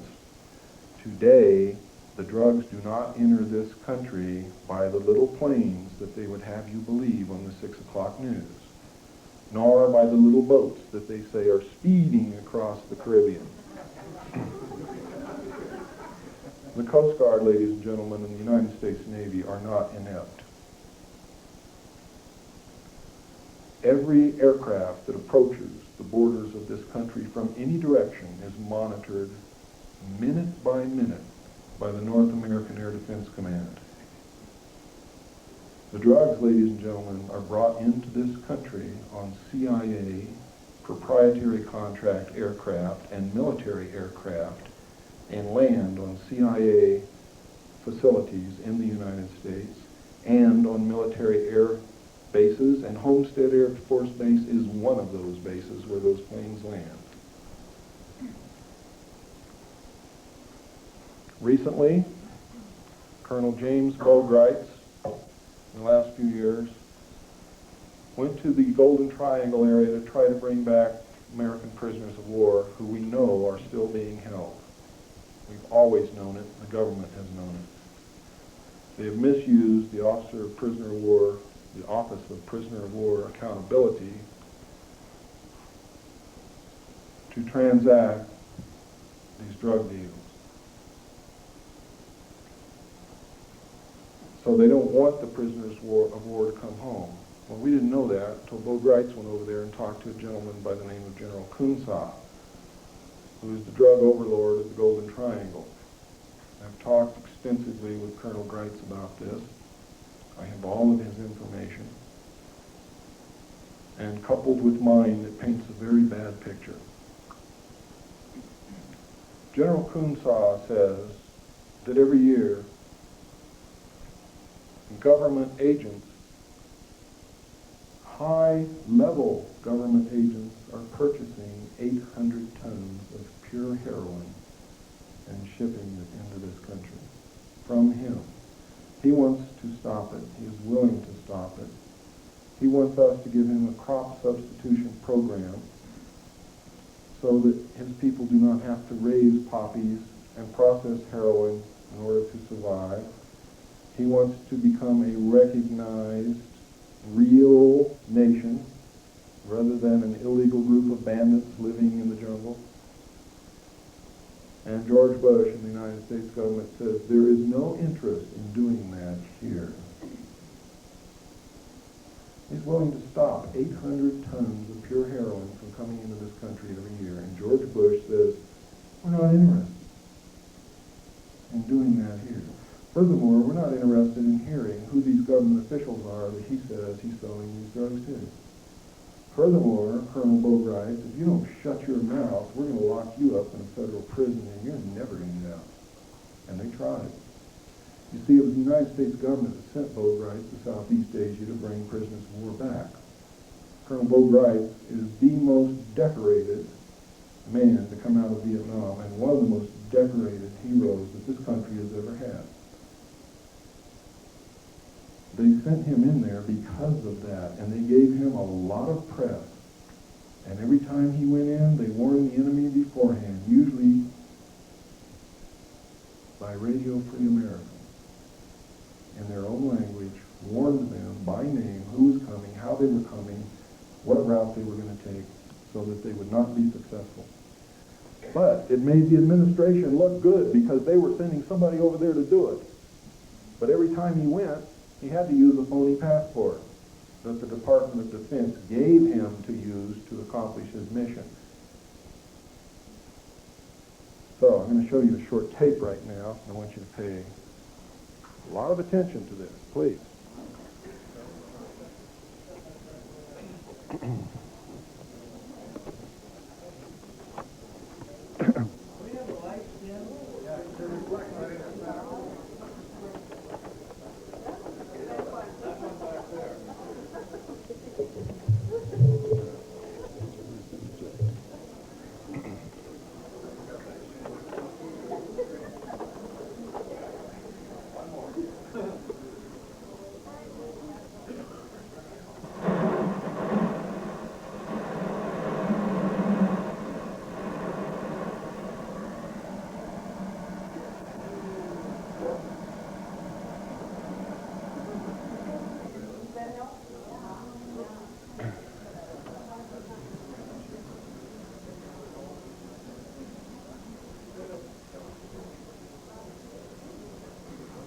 On April 18, 1989, what many Americans regard as the most important trial in the United United States began with little fanfare in Las Vegas, Nevada federal court. Although it was well covered by the local media, in stark contrast to the Oliver North trial, the national print and broadcast media were conspicuously absent. It was almost as if an invisible dome had descended over Las Vegas to prevent any satellite uplink from reaching the rest of the nation. For nearly 2 years, Lieutenant Colonel James Bo Bright had been under indictment for misuse of a passport. The charge had been leveled at Bright as a result of a trip he made to Burma in 1986. U.S. government prosecutors have contended that Bright lacked official sanction for his activities in Southeast Asia in pursuit of American POWs and missing in action. Bright, one of the most highly decorated Green Beret commanders of the Vietnam era, has countered that he has been so charged in order to shut him up about his discovery in the Golden Triangle headquarters of General Kun Sa that high-level U.S. officials and intelligence operatives have been actively involved in massive drug smuggling for over 20 years. And the financial support was controlled given by Richard and two federal employees at the time. And after the Vietnam War, Richard Armitage was a prominent narcotics personnel, prominent trafficker in Bangkok. After the Vietnam War. Countless attempts to place this evidence before Congress and the national media have been met with responses ranging from polite rebuffs to outright refusal. Repeatedly during the course of preparation for the trial, the 3 successive U.S. attorneys prosecuting the case stated that they would drop the charge if any evidence of official sanction for his travel had been presented. Although Bright had offered testimony from several witnesses, including U.S. officials, verifying this, the judge attempted to exclude such testimony in preliminary hearings, even to the extent of issuing a gag order. To most knowledgeable observers of the case, it has become very clear by the start of the trial that this was indeed an official effort directed at the highest levels of the U.S. government to railroad Bright. We think that Bo Bright is right, and that these charges against him are unjust. He's a great American hero. The government says this case isn't about politics or foreign policy, but Bright and his attorneys are trying to prove otherwise. I'm glad that it's getting back before the public. It's not being on trial here. It's the government and their drug smuggling, and it's the prisoner of war issue. And it's been meetings that want to get this thing over with. During opening arguments, Bryce's attorney, Lamont Mills, told the jury he won't dispute the government's charges. Mills admits Bryce did use the false passport when he returned to the country in late 1986, but he says the real story is why he did it. Bryce maintains the government sent him to Southeast Asia on a mission to find POWs, but the White House and the Pentagon deny any involvement. I wanted to go to trial because this story needs to be told. I felt through a jury trial, a public trial, that the plight of the prisoners of war might be focused upon, and government involvement in drug smuggling to promote covert operations that Congress will not approve of should be focused upon. The U.S. attorney says the case is not about politics, but about the simple misuse of a passport. Hey, look, I got better things to do than your can commandos, I can promise you that. What's your reaction to the government calling you a beer can commando?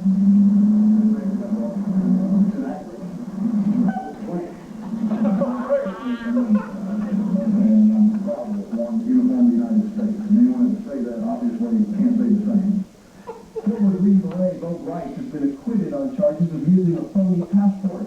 In federal court this morning, Judge Philip Crowe said he had no choice but to toss out the case.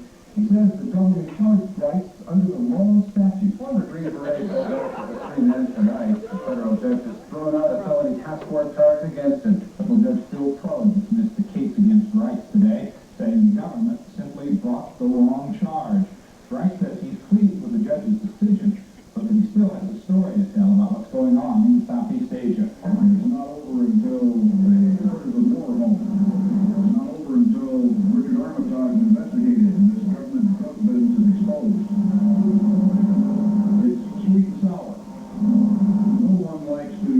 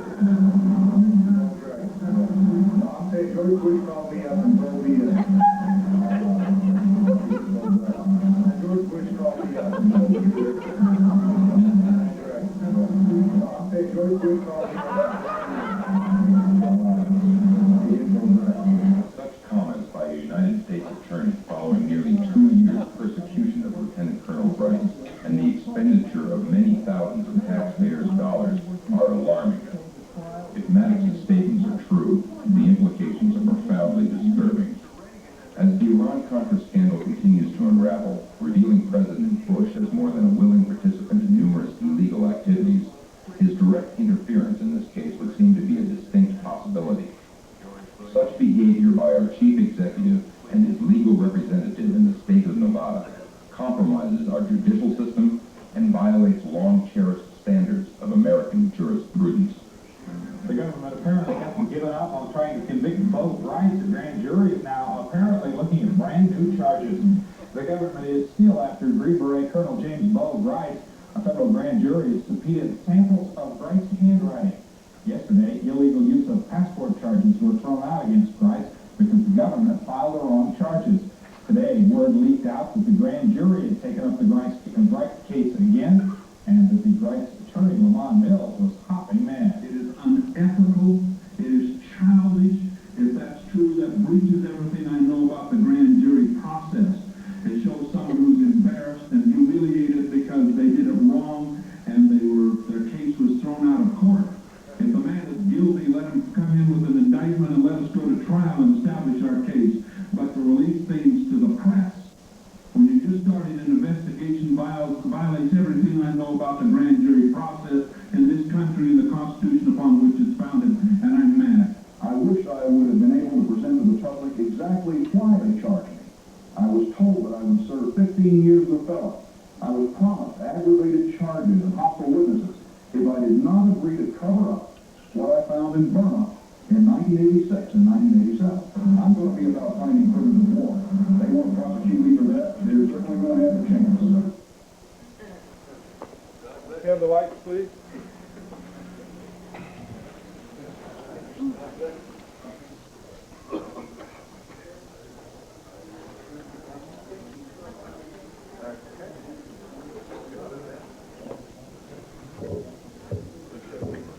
I think I missed something. What was it the federal prosecutor said on the courthouse stuff?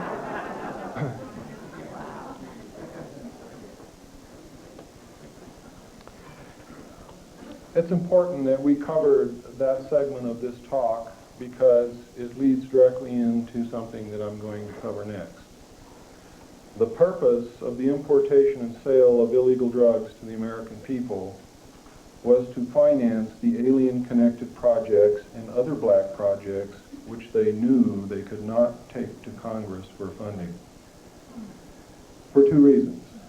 One, everything they were doing was illegal under the Constitution, and Congress could not, in all ethical and moral standards, approve those projects or approve funding. The second reason was they believed, and with some rightfulness, that if they told Congress, it would be the same as telling the public.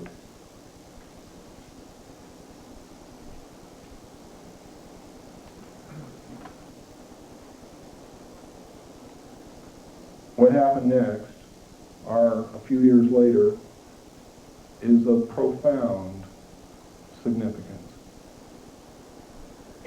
It is one of the most heinous crimes that this secret government has ever committed and ranks, in my estimation, right alongside the sale of drugs to our children.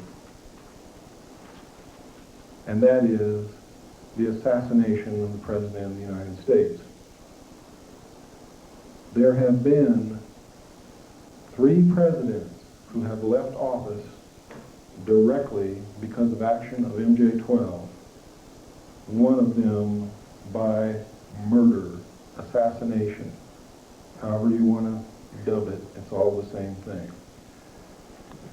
President John F. Kennedy found out somehow that the CIA was behind the drug smuggling and the sale of drugs to the American people, and if you'll remember correctly, that was the years that the hippie movement began and the flower children began to come out. And they were looking for answers because they were disillusioned. And one of the answers where they found solace was drugs. And President Kennedy was a very idealistic man.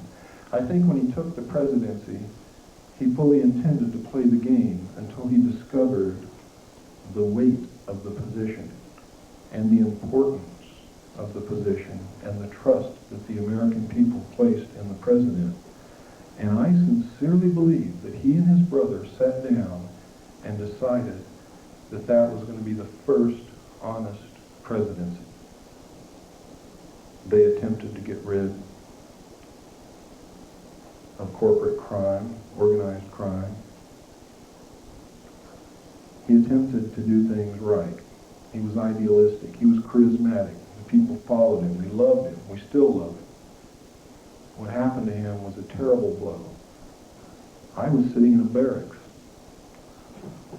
I had what you call the watch. And part of the watch was so boring that I was actually watching television. And what I was watching was the Kennedy motorcade in Dallas, and I was on an Air Force base called Shepherd Air Force Base in Wichita Falls, Texas.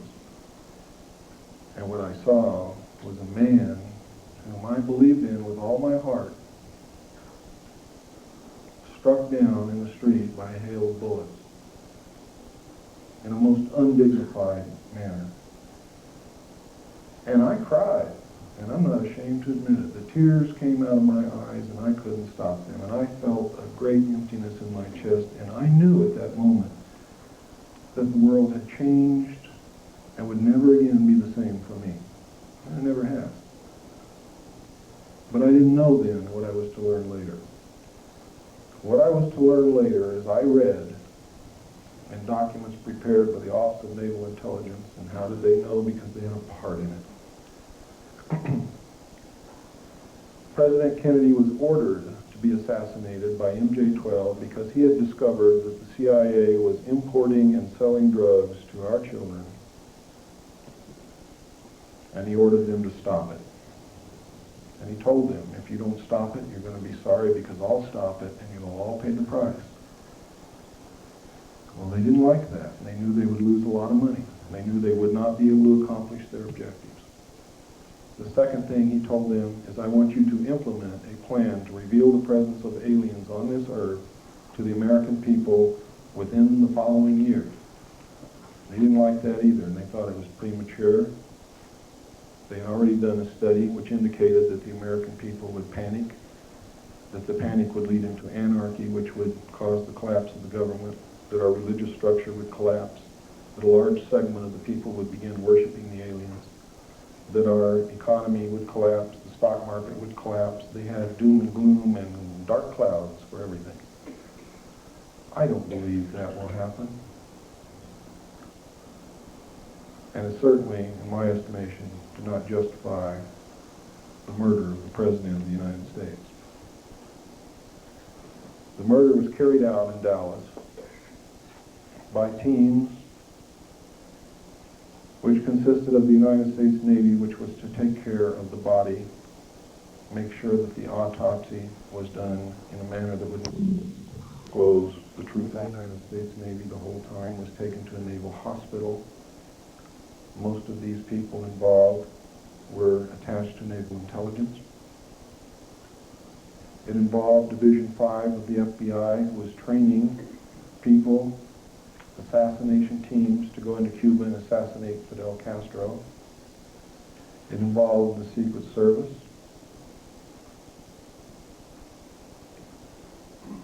And the CIA.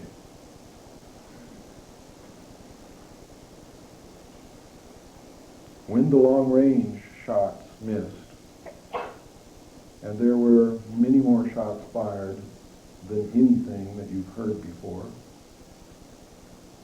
Kennedy was struck by a bullet in the back, which exited through his neck, was struck in the front of the neck, which exited through his back, Governor Connolly was struck with 2 separate shots. Another shot hit the windshield of the vehicle and broke it, and you can see that in the films. And we have blown these frames up many times, and we've studied it for countless hours, and we've put it together with the information that I saw in the documents, and we know exactly what happened. We know that Governor Connolly was carrying a gun. And when he was hit, he started yelling, "Oh my God, they're going to kill us all." And as he turned around in the blow-up, you can clearly see him reach into his jacket and begin to take out a pistol. And then you lose sight of what happens with that pistol. It may have been the shot from his gun that hit the window, but we don't know that for sure. We do know that the passenger Secret Service agent by the name of Kellerman. I call him Killerman. During the motorcade, and when you blow the frames up, you can see him watching Kennedy through his rearview mirror on the right hand outside of the car. You can see it clearly. He's sitting there and his eyes are watching Kennedy in that rearview mirror the whole time. When Kennedy is struck in the throat, he watches for a few more seconds, then he turns around, he verifies it, he turns back to the front, he passes something to the driver, who is William Greer. They seem to converse for a second. He then goes back to his position. William Greer then glances. Then Kellerman leans over, takes the wheel. William Greer pulls, with his left hand, pulls up, and you can see it clearly. He pulls up a pistol, turns, and over his right shoulder, shoots Kennedy directly in the head. Kennedy's head then snaps backward. Jacqueline Kennedy looks at her husband. You can see her eyes go from her husband and look directly at William Greer, and then she attempts to get out of the car.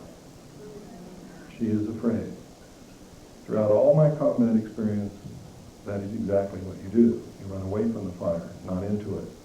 What you see in the John Wayne movies is BS. I never saw one soldier ever run into a machine gun. You run away from the machine gun, and then you figure out how to get that machine gun in. You don't just run up there and die. That's for the Marines.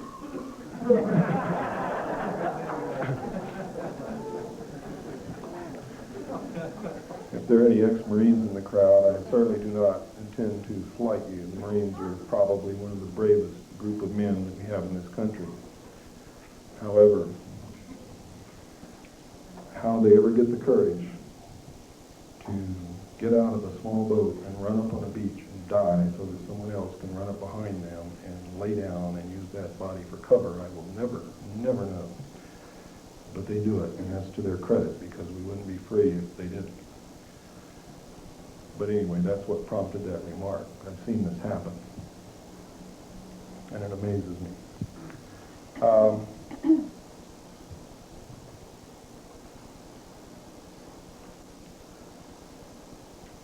What happened next was that both men in the front seat hunched down. The car speeds up out of sight. During the time when William Greer is actually shooting Kennedy, the car comes to almost a complete stop, which is exactly what a driver would do if someone else is holding the wheel and he's turning around to shoot someone. You would remove your foot from the accelerator. We have tried this, and it's exactly what people do instinctively. They don't even think about it. It just happens. The film that you normally view when they show it to you on television is speeded up many times so that everything happens real fast. You're always looking at Kennedy. You don't even detect that the car slows down, and you never look at the driver, so you wouldn't see it anyway. But just to take a precaution, they cut a few clips out there, so even if you did think to look at the driver, you still wouldn't see it. But in the film I'm going to show you tonight, we got those clips.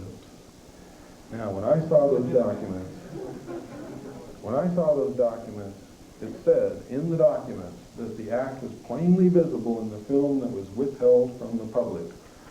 Not too long ago, on the Ted Koppel late night thing, I forget what you call that. What's it called?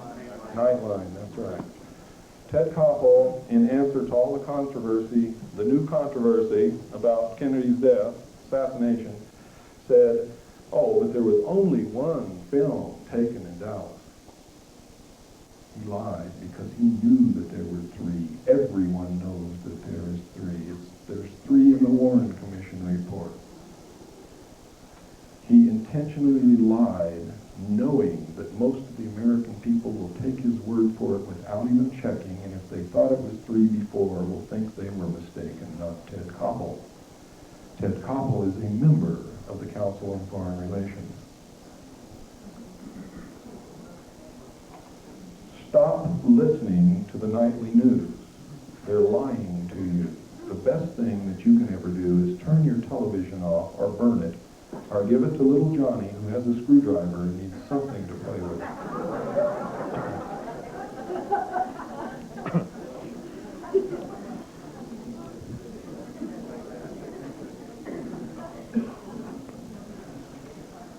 What happened next is they took the body to Parkland Hospital in Dallas. It was illegal to remove the body. No autopsy was taken there. The doctors were ordered by the FBI and were actually interfered with. They were told not to attempt to determine the path of the projectiles through the body. They were told to get the body ready for shipment as quickly as possible when it was determined that they could not save Kennedy's life. There was no investigation done in Dallas at all.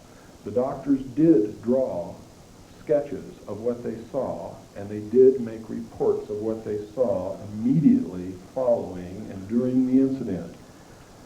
Now, if you understand the human mind and you understand the way the legal process works, those reports are legal documents and should stand up in any court of law or any investigation because they were done at the scene by professionals who were qualified to make those determinations. Photographs were even taken, but the photographs taken at Parkland Hospital disappeared, so that there was only the doctor's reports and the drawings left. The body left Parkland Hospital in an ornate bronze casket, was taken to Washington, D.C. Somehow the body got out of that casket on the aircraft, and we know exactly how it was done. When Jacqueline Kennedy was taken forward to participate in the swearing-in ceremony of Lyndon Baines Johnson, the Naval Intelligence officers removed Kennedy's body from the bronze casket, passed it down into the baggage compartment, where it stayed like a sack of potatoes until they landed in Washington, D.C. When they landed in Washington, D.C., we have tracked down someone who was on the other side of the plane who also took a film of a military helicopter, a naval helicopter to be exact, or I should say a Marine helicopter, but that's part of the Navy, landed on that side of the plane near the galley door, and something was taken out of the plane and put in that helicopter, which we now know was Kennedy's body. It was flown to Bethesda Naval Hospital, and it arrived there a full 30 minutes before the casket, which left Parkland Hospital, arrived there. President Kennedy's brain was removed, and another brain that was undamaged was substituted in its place. Why? Because if they had performed an autopsy on the brain that was really actually President Kennedy's brain, they would have found that he was hit from the front, that it was an exploding pellet and not a bullet, and they would have found fragments of that pellet, and they would have found large amounts of toxic shellfish poison in the brain, which was exploded into the brain when this pellet did its thing. And it would have said, CIA, CIA, CIA, CIA, because the CIA had that type of weapon at that time, and it was well known. When they finished doing that, they surgically repaired the wounds to make it look like he was hit from behind, and then they took photographs of these repairs. Then they took the body into the autopsy as if it had come out of the bronze casket. They also altered the throat wound. We know this. Kennedy's brain was taken out of the room where all this occurred on a gurney, covered with a cloth, and when people asked what that was, being wheeled down the hall and the gurney covered with the cloth, because everybody wanted to know what the hell was going on, they were told that a woman had delivered a stillborn baby, and that was the stillborn baby. It was not. It was Kennedy's brain. Checking the records and doing thorough research, we have found out that there was no stillborn baby in Bethesda Naval Hospital on that day, or the day before, or the day after. Witnesses asked what the other casket was doing in the room. They were told that an Army colonel had died, and the casket was prepared for him because he had died that day, and the family had requested a quick burial. Checking the records, an Army colonel had not died in that hospital. In fact, no one had died in that hospital that day, and an Army colonel had not died in that hospital for some time.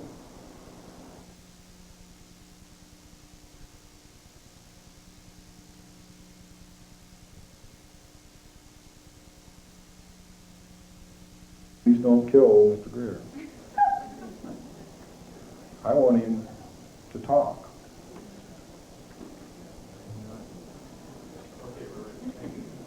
I don't hold much hope for William Greer talking, but I want him to talk. I don't want him killed.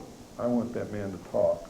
I want him to become a man and talk. I want the rest of these so-called men and patriots in our government to become real men and real patriots and start talking. Because right now, I'm going to tell it in front of you, I'll tell it in front of the world, I'll tell it in front of the government. Our top military commanders are cowards and they are traitors.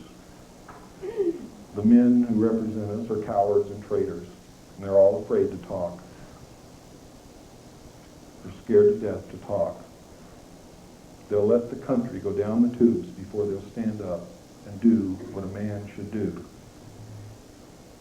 And what our history demands that any man who calls himself a patriot do. Stand up and talk and tell the truth. And I'm going to continue, and I'm going to ask that you continue with some of the things that I'm going to ask you to do tonight when you leave here over the next few days and into the next year. I'm going to ask you to continue until we clean up this government, until it gets back to a government of, for, and by the people.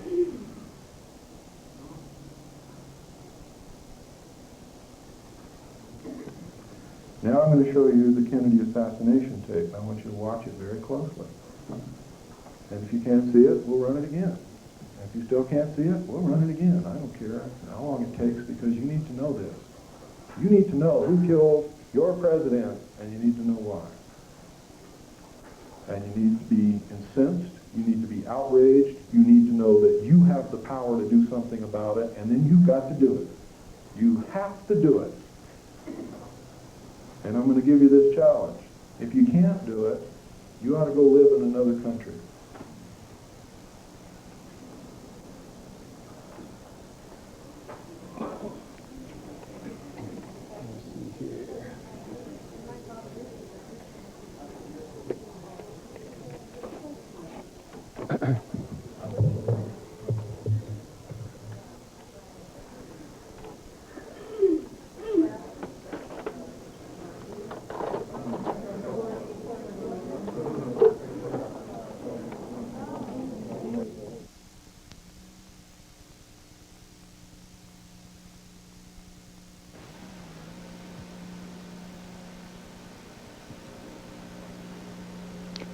Nearly 25 years ago, the people of the United States and the world were shattered by the impact of an assassin's bullets upon the helpless, unsuspecting young President of the United States, John Fitzgerald Kennedy.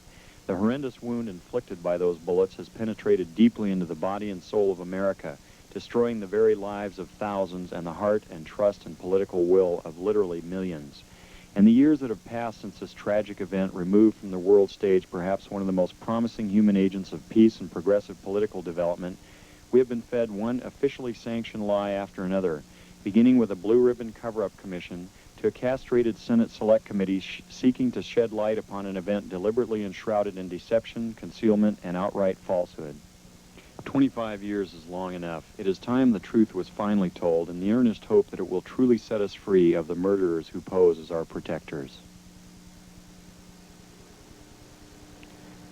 What we're observing here is the motorcade in Dallas on November 22nd, 1963. As the presidential car passes behind the freeway sign, President Kennedy is struck in the throat by a bullet that was fired from the grassy knoll. As he's grasping his throat, John Connally is turning around to his right. He at that point is struck. You notice the the passenger of the car turning back to see what has happened to the president. As he turns back to the front, the driver of the car turns with his left arm over his right shoulder with a pistol and fires. You see the 45 caliber nickel-plated automatic weapon in his left hand. He's firing over his right shoulder. You see it in relief. You see his head pointing backwards towards the president.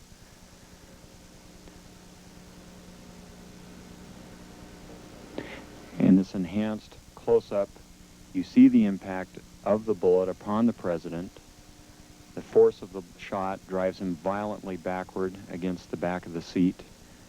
You see Mrs. Kennedy react in horror. The ugly gaping wound, which is evident here, according to many observers at the scene, was actually created on the print. This was not the actual nature of the wound. But you notice that Mrs. Kennedy wasted no time in trying to exit the vehicle because she clearly was able to determine exactly where that shot had originated, and it was her personal bodyguard, Clint Hill, another Secret Service agent, who attempted to keep her in. What the arrow is indicating here is what appears to be the outline of a man, a hat, and his rifle. The arrow is pointing to the rifle barrel of the man in the bushes who possibly was the rifleman on the grass.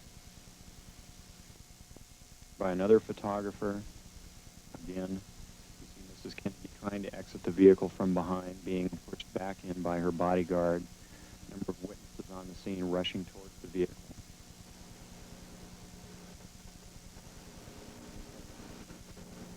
In this section, the man standing on the far right of the wall there is Abraham Zapruder, the photographer who took the original photos. The arrow here is indicating what was very likely the rifleman on the grassy knoll, the man who fired the shot which penetrated Kennedy's throat from the front, not from behind, as the Warren Commission would have you believe.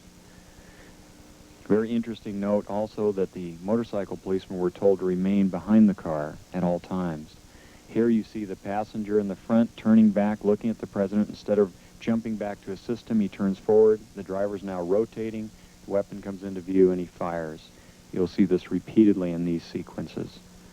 Kennedy's been shot in the throat. He's leaning to his left. The driver now begins to rotate. His left arm comes over his right shoulder and he fires now.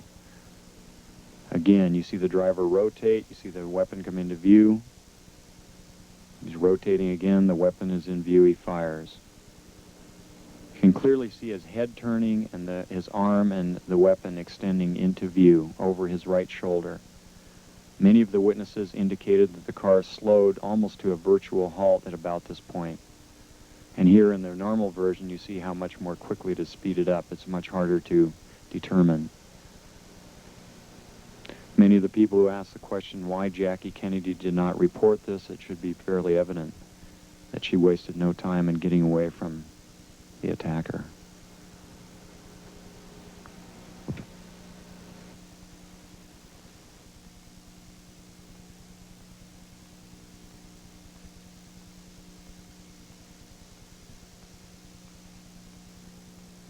Please. Did everybody see it? Okay, those of you who did not see it, please come up to the front. And would some of you in the front here who still did not see it? Okay, good. Let's move right on along here now. What I'm showing you here is an aerial photograph taken of Area 51, otherwise known as Dreamland or Groom Lake. It is a super top secret area in the Nevada test site where we are test flying the alien craft. Now, a lot of people didn't believe what John Lear and I have been telling them for a long time, and there is a radio show in Las Vegas called The Billy Goodman Happening. Is anybody here who listens to that? One gentleman in the back. Did you hear the Groom Lake trip? Yeah, every once in a while. Okay. What happened was they didn't believe what we were telling them, and all these people wanted to go out and see for themselves. So they put together this trip to Groom Lake. Now, in anticipation of this, a reporter from Santa Clara came down, got a grant from a radio station up there and came down and camped out up there watching Groom Lake for a week in advance and phoned in reports every night to the radio station. And he had dozens of sightings. Unmistakably unidentified flying objects that could in no way, shape, or form be aircraft. All in the Groom Lake facility, in the air, doing things that are impossible to do. On the fateful night, 100 of Billy Goodman's listeners and Billy Goodman and about 9 members of the Lincoln County Sheriff's Department went up there and had a vigil. They had 4 sightings, and then the majority of the group left. 4 good sightings, and then the majority of the group left. 12 people stayed there all night and had 15 more documented sightings that they are ready, willing, and able to swear to. So, you can do with that piece of information whatever you wish. I suggest that those of you who can tune in to the Billy Goodman happening every night, Sunday through Friday night at 10 p.m. It goes from 10 p.m. till 1 a.m. in the morning. It is the only radio show, in fact, it's the only media in the world that accurately reports the UFO issue. I have been a guest on there many, many times for the whole 3 hours. He has had Colonel Bo Grites on there. He has had Brad Steiger on there. He will have anyone on there who knows anything about this and wants to be on. All you got to do is write him or call him, talk to him. His daytime number is area code 702-451, and I hope you're writing this down, Virgil. 702-451-3131 in the daytime. If he's not there, please leave a message for him. He will get back to you. What is the name? His name is Billy Goodman. What is the frequency? It's 840 on the AM dial. Now, I'm trying to get it on my car radio here. That station is 50,000 watts, and it's heard in Canada. The whole state of California can hear it, Oregon, Idaho, all over the place, but I can't get it on my car radio in Sedona, Arizona. It's incredible, because it is the only, Billy Goodman, in my estimation, is a hero, because everyone else who's ever tried this in the past has lost their job, or the radio station has blown up, or something has happened. But Billy Goodman has sworn that he's going to persist until the truth comes out. So he will talk about it every night. He talks about other things, and he has other guests on, and he has entertainers on, and things like that. But his main issue is the UFO and the drug issue, and he wants to get to the truth. And he has sworn that he will persist until the truth comes out, and nobody will make him stop. And I believe him. He's doing an absolutely wonderful job. Now, what does all this mean? It means that the secret government is not our government and is in full control and is powerful enough to assassinate a president and get away with it. They were powerful enough to tell Lyndon Johnson not to seek another term, and he didn't. How many of you have ever read or know anything about Lyndon Johnson? Anybody in here? What did you learn about him? You think he would have not run for another term? This is one of the most ambitious men that ever lived. He was a politician's politician and one of the dirtiest of them all. And he wanted it all. He didn't run again because he was told by MJ-12 not to run again, because for him to run again and make a reversal on a Vietnam policy would have embarrassed the entire administration and could not have been explained. They needed to get another president in who would pull the troops out of Vietnam, because Vietnam was becoming an issue that was going to pull the government down. And Johnson was for finishing the war, not pulling out. President Nixon was forced to resign. The Watergate incident was created. Deep Throat was not one person, it was 3 people. The Washington Post is owned, and the editors all belong to the Council on Foreign Relations. Now, I don't mean owned by the Council on Foreign Relations as a body. It's owned by members of the Council on Foreign Relations. If you think that Bernstein and Woodward broke that story all on their own and their persistence, you better think again. They were led through that by their nose. Nixon was forced to resign. Nixon did something wrong. Did several things wrong. One, he opened up China. China had been isolated intentionally by the Soviet Union and the United States to prevent them from reaching a level of technology that would increase the pollution in the atmosphere and in the water of the earth. He did some other things, too, that they weren't too fond of.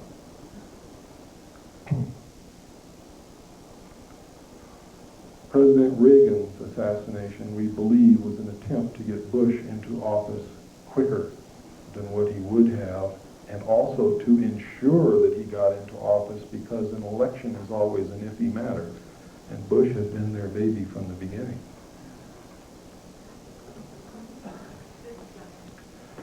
What can we do about this? Let me tell you what we can do about it. I think we misunderstood something. What? Say Reagan's assassination. No, attempted assassination. Reagan, the attempted assassination on Reagan. Well, we might have missed something. I mean, he really wasn't alive for the last couple of years, was he?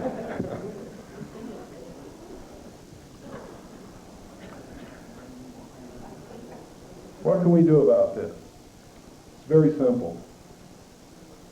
This secret government may have control of the executive branch, but I guarantee you, ladies and gentlemen, you have control of the Congress, the senators and the House of Representatives, because you're the ones who elect them, and you're the ones who can unelect them. You can impeach them. You can investigate their background and dig up all the dirt that lies behind every single human being that ever lived. And if you think that's not true, I'll prove it to you. I'll never tell anybody what I find, but I'll dig in your background and find something that would really embarrass you in the front pages of the papers. Because none of us are really without sin. So you can get those guys if you want to. You can play the same games they play. You can investigate their background and dig out that dirt and put it in the front pages of the newspapers. And you can cause them to fall that way. Another way is you can write them letters and say, listen, this is what I know is going on, and I want it stopped, and I want those responsible prosecuted to the fullest extent of the law, and if you don't do this, I'm going to do every single thing in my power to make sure that you never hold even the office of dog catcher in any city in this country. And you do have power, and you have friends that you can influence, and you can talk to groups as I am talking to groups, and we will furnish you information if you need it to do that. But this needs to be done. It must be done if you are to keep your freedoms, because they are going to take them away from you, and I guarantee you that.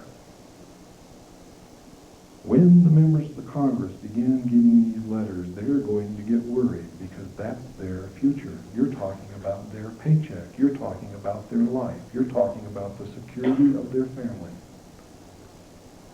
Now you're hitting them in the gut. Really in the gut. Then you have to follow through with it. You have to start putting pressure on them. You have to follow those letters up with phone calls. And you have to get your friends to write letters and your friends to call. And believe me, ladies and gentlemen, if we start now, and if you, each one of you, can influence just 5 friends to do the same, and they can influence 5 friends to do the same, we can have those crooks on the carpet in front of Congress by the end of November. We can do that. You can do that.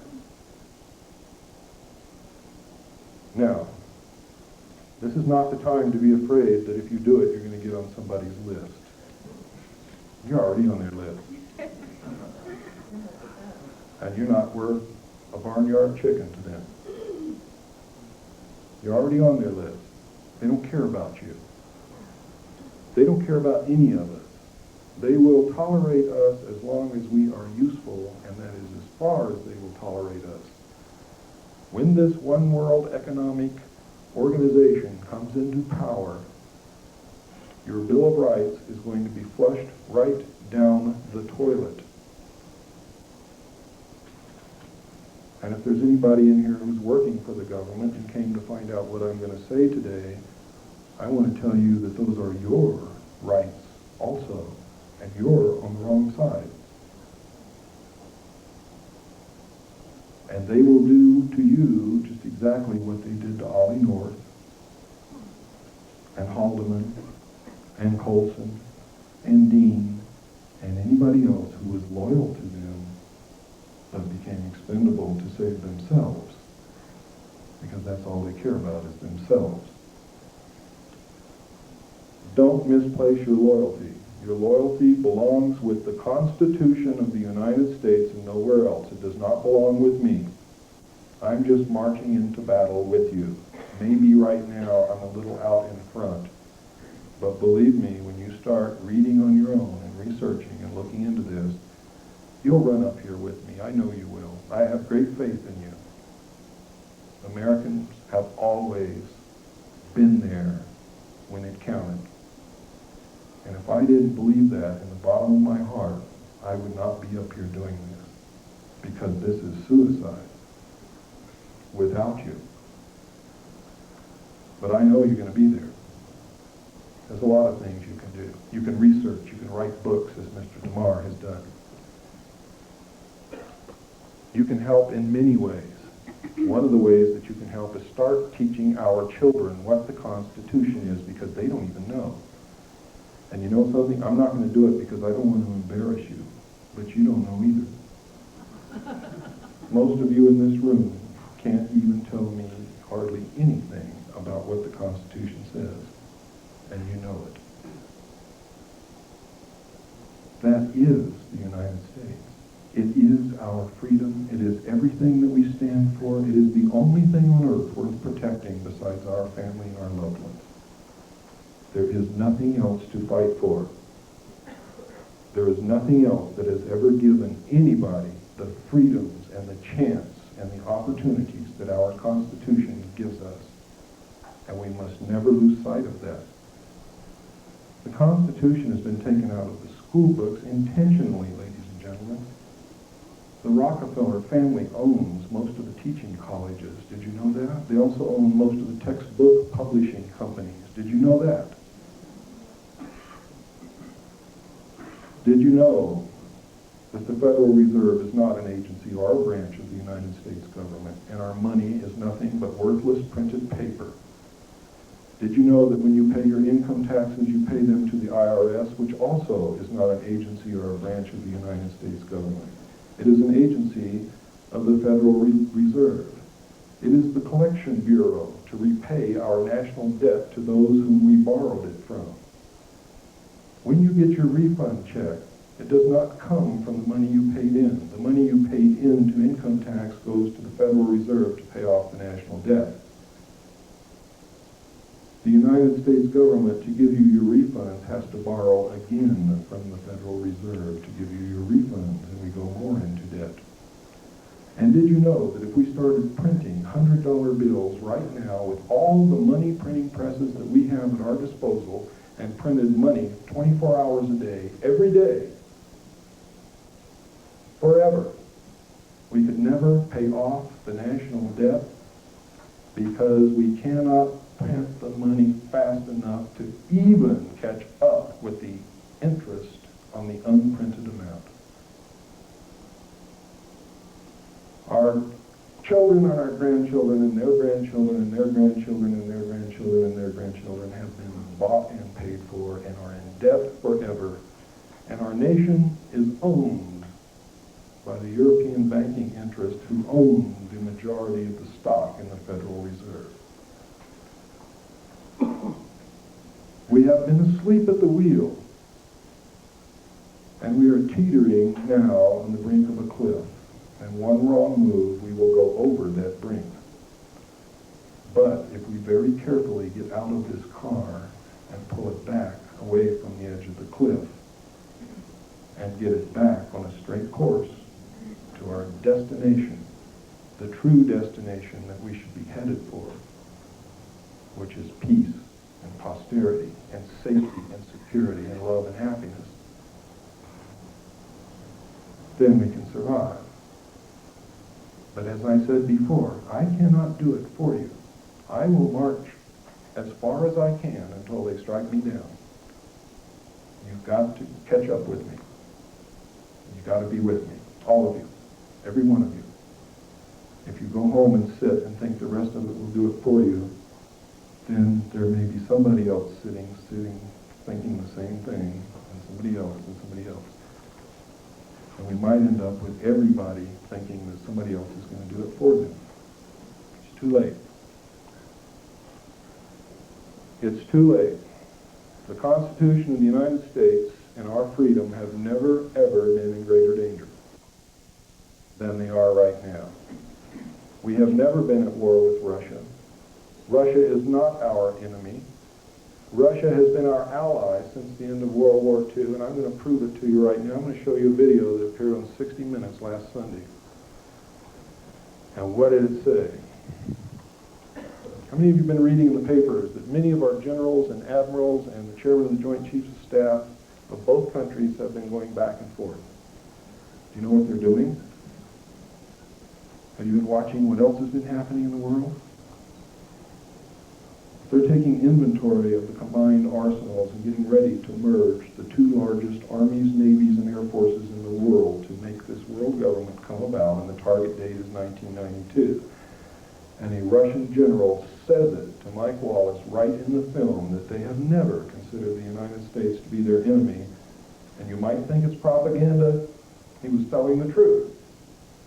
The reason for the guise of antagonism between the two countries for all these years has been to hide the fact and take the public's eye off of what was really going on. And the reason that they kept such large standing armies was, one, to plunge large sums of money that they needed besides the dope money and everything else into these black projects, and to keep these large standing armies, navies, and air forces in case the Earth was invaded from outer space.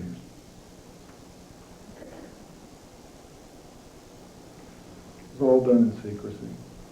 Still being done in secrecy. But over the last 10 years, they've been slowly leaking information. Slowly, they've been telling you the truth. How many of you saw the end of the Olympic Games in Los Angeles? Anybody? Anybody see it on TV or videotape or on the news? This incredible event, the most beautiful, authentic-looking UFO you ever saw, came down out of the sky and landed right in the middle of the stadium. It was awe-inspiring. It was beautiful. The crowd went wild. It was shining down the blue beams of light exactly as the abductees described them. It was an exact copy of the real thing. It was sponsored by Levi Strauss. How many of you saw the Levi Strauss Dr. Slacks commercial recently? Where the guy runs in and says, "Hey, guess what, gang?" He's got on Dr. Slacks. "America is hosting EBs." And the guy says, "EBs? What's EBs?" "EBs are extraterrestrial biological entities, and America is hosting EBs." And everybody says, "EBs, jeebies." He told us the truth, but we laugh at it.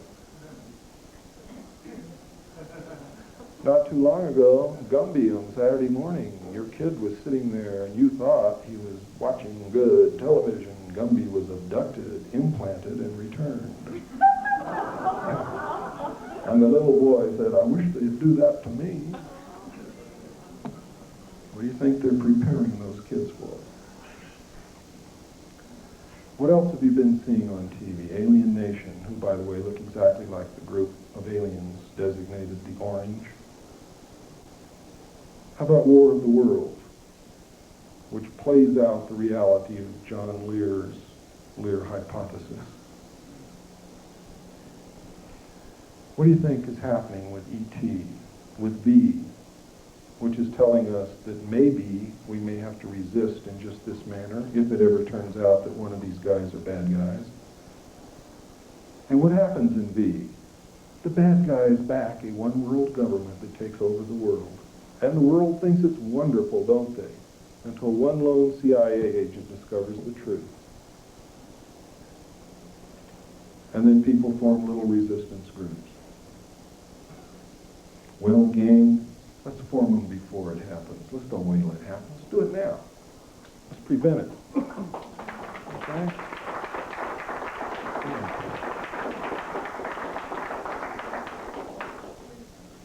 Thank you.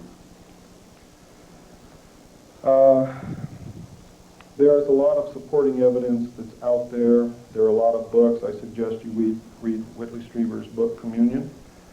I suggest you read his book, Transformation. I suggest you read his recent novel, Majesty. And I suggest you understand that the incident in there that he is describing is true, but understand that the formations in the government and the code words he's using are a part of a contingency plan called Majestic, and that he got the information from the research team of Moore, Chandray, and Friedman. Moore has stood up in front of the MUFON Symposium in Las Vegas on July the 1st, 1989, and admitted that he was working for the United States government, that he had been recruited, that he was putting out disinformation to researchers to keep them from finding out the truth, that he participated in the TV show UFO Cover-Up Live, and at least 50% of it was disinformation. About 50% of it was true. Etc., etc., etc. Anything you see that says Majestic is disinformation, and it is a lie. The true name is Majority. Majority 12, Operation Majority. There is an agency called the Majority Agency for Joint Intelligence. Let me see if I got any other goodies to show you, and then I'll say a few final words to wrap it up. I think I do have some things that you might like to see.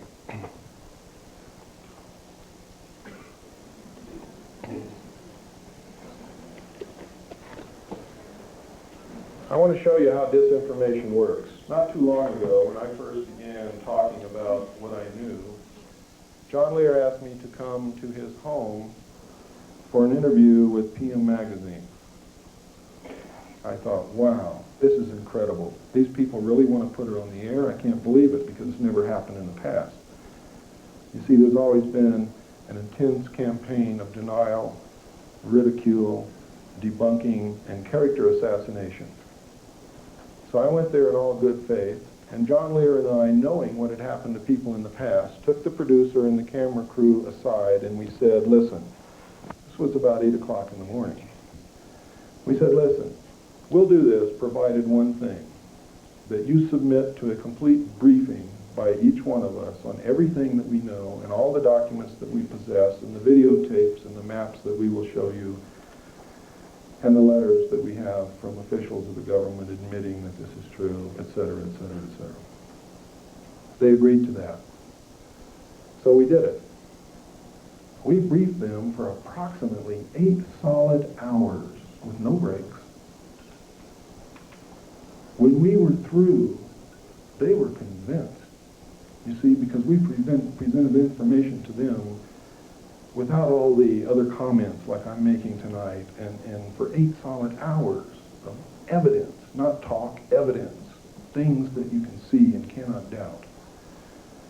And then they spent 4 hours filming it, John Lear and I, and we told them literally everything we knew. And this was for a 30-minute program, and she said, boy, this is going to be the greatest show in the history of television. And John said, you'll never get it on the air. And she said, they've never censored anything that I've ever produced, and everything I've produced they put on the air exactly like I've edited it. And I said, well, I've got to agree with John. I really don't believe it'll air. Well, it aired. And what I'm going to show you is the results of what I have just told you. This is what aired, and I want you to watch it. And then you'll go back to your television set with a different kind of a viewpoint and a different knowledge, I hope.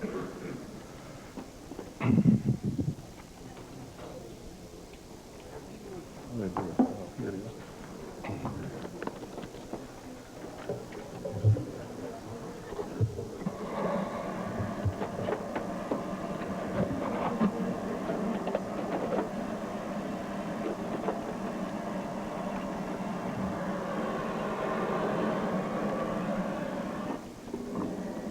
For years now, there has been a small but very vocal minority in this country who make the claim that we have been visited on a regular basis by extraterrestrials. Now, generally, they are dismissed as cranks or crackpots by most of us, but they persist in their belief that the aliens are with us.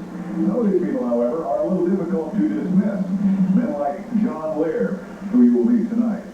John says that he has had government connections in the past and that the government is trying to discredit him because it's all part of a giant cover-up. People are being abducted, not returned. People are being used for food. Aliens are eating us. They're experimenting with horrible, unspeakable experimentations. John Lear's is an unbelievable story. He's certain that we have been invaded by an alien culture, that they are experimenting on us, and that the U.S. government knows about it. In fact, it's their most guarded, top secret. It all began on a hot July night in 1947, when, according to Lear and others, an alien craft crashed on a remote ranch near Roswell, New Mexico. Eyewitnesses, local papers, even the first military men at the site reported a crashing UFO. Then, suddenly the top brass swarmed to the site. Witnesses were sworn to secrecy, and every speck of debris was literally vacuumed from the dusty desert floor. A news story was issued. It, said military officials, was nothing more than a crashed weather balloon.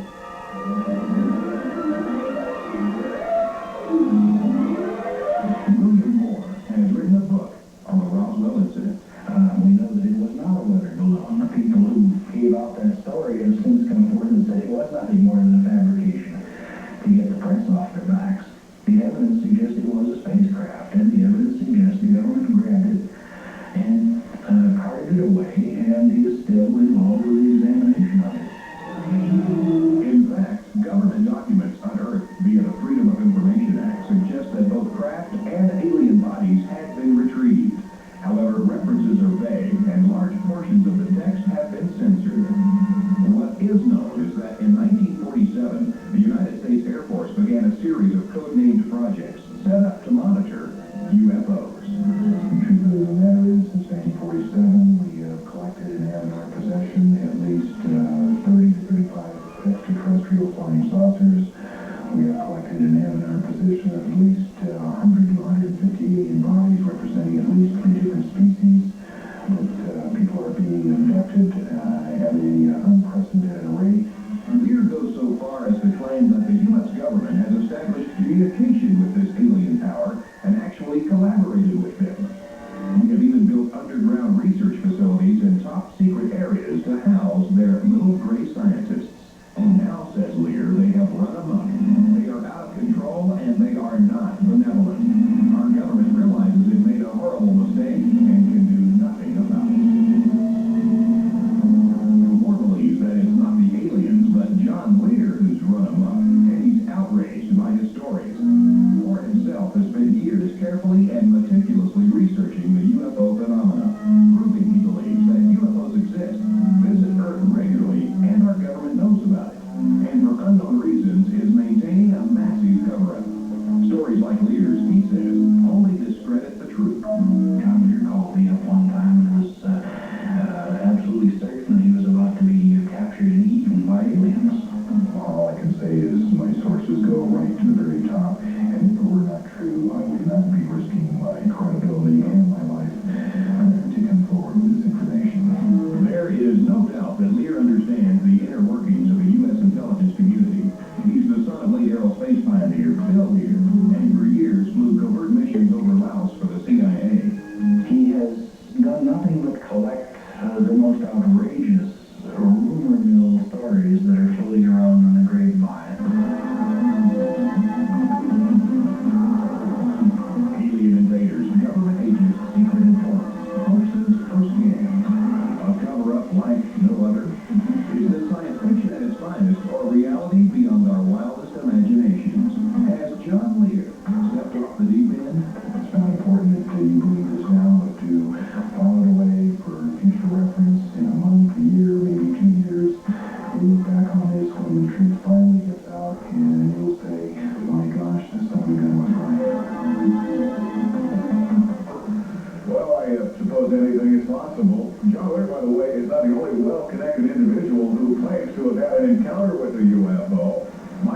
a government lawyer recently told his story of an encounter to the Washington Post. And then there's the Japan Airlines pilot who claims to have seen a UFO over Alaska last year and was able to actually draw a picture of what he saw. Coming up next, basketball buddies, Stu Paul.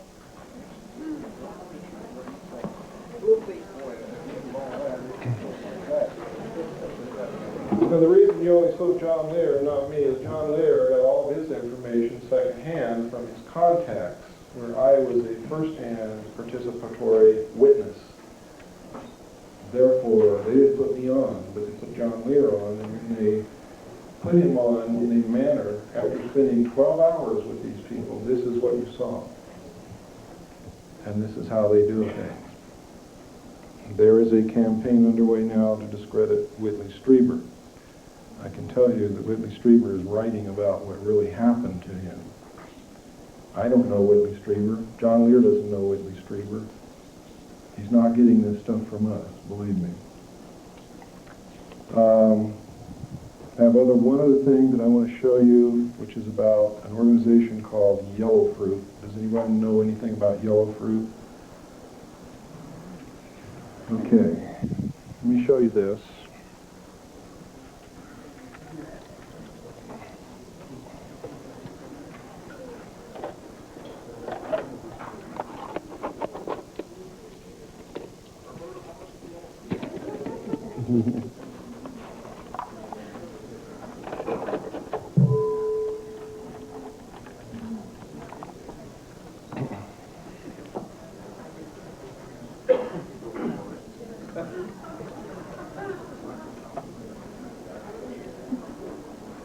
And he said, they're not in my league.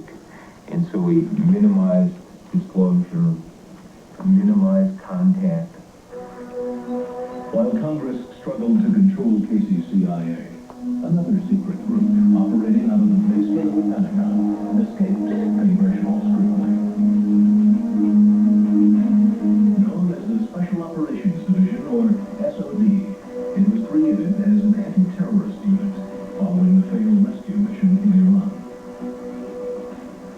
Much of what is known about SOD is because of the investigative work of this journalist, Stephen Emerson, who obtained thousands of pages of SOD secret documents through the Freedom of Information Act. Special Operations Division became the new center for intelligence and counterterrorist activities in the Pentagon. In effect, it became a mini CIA for the Pentagon, established in the basement, controlling half a dozen new counterterrorism units, names such as Sea Spray, Quick Reaction Team, Yellow Fruit, Intelligence Support Activity.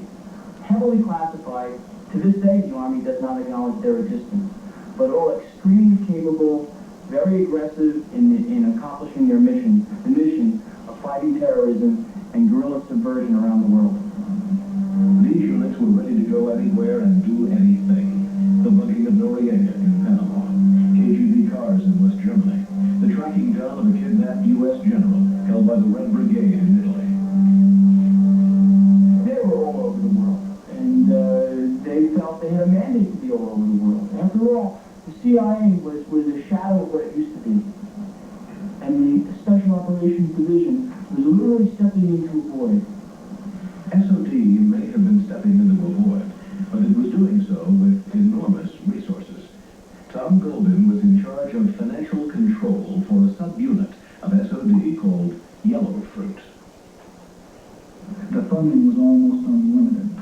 I don't know of any time that we were in a position where we needed money. The money was offered and we had to find ways to spend it, basically. In the fall of 1983, some units of the SOD participated in the U.S. invasion of Grenada.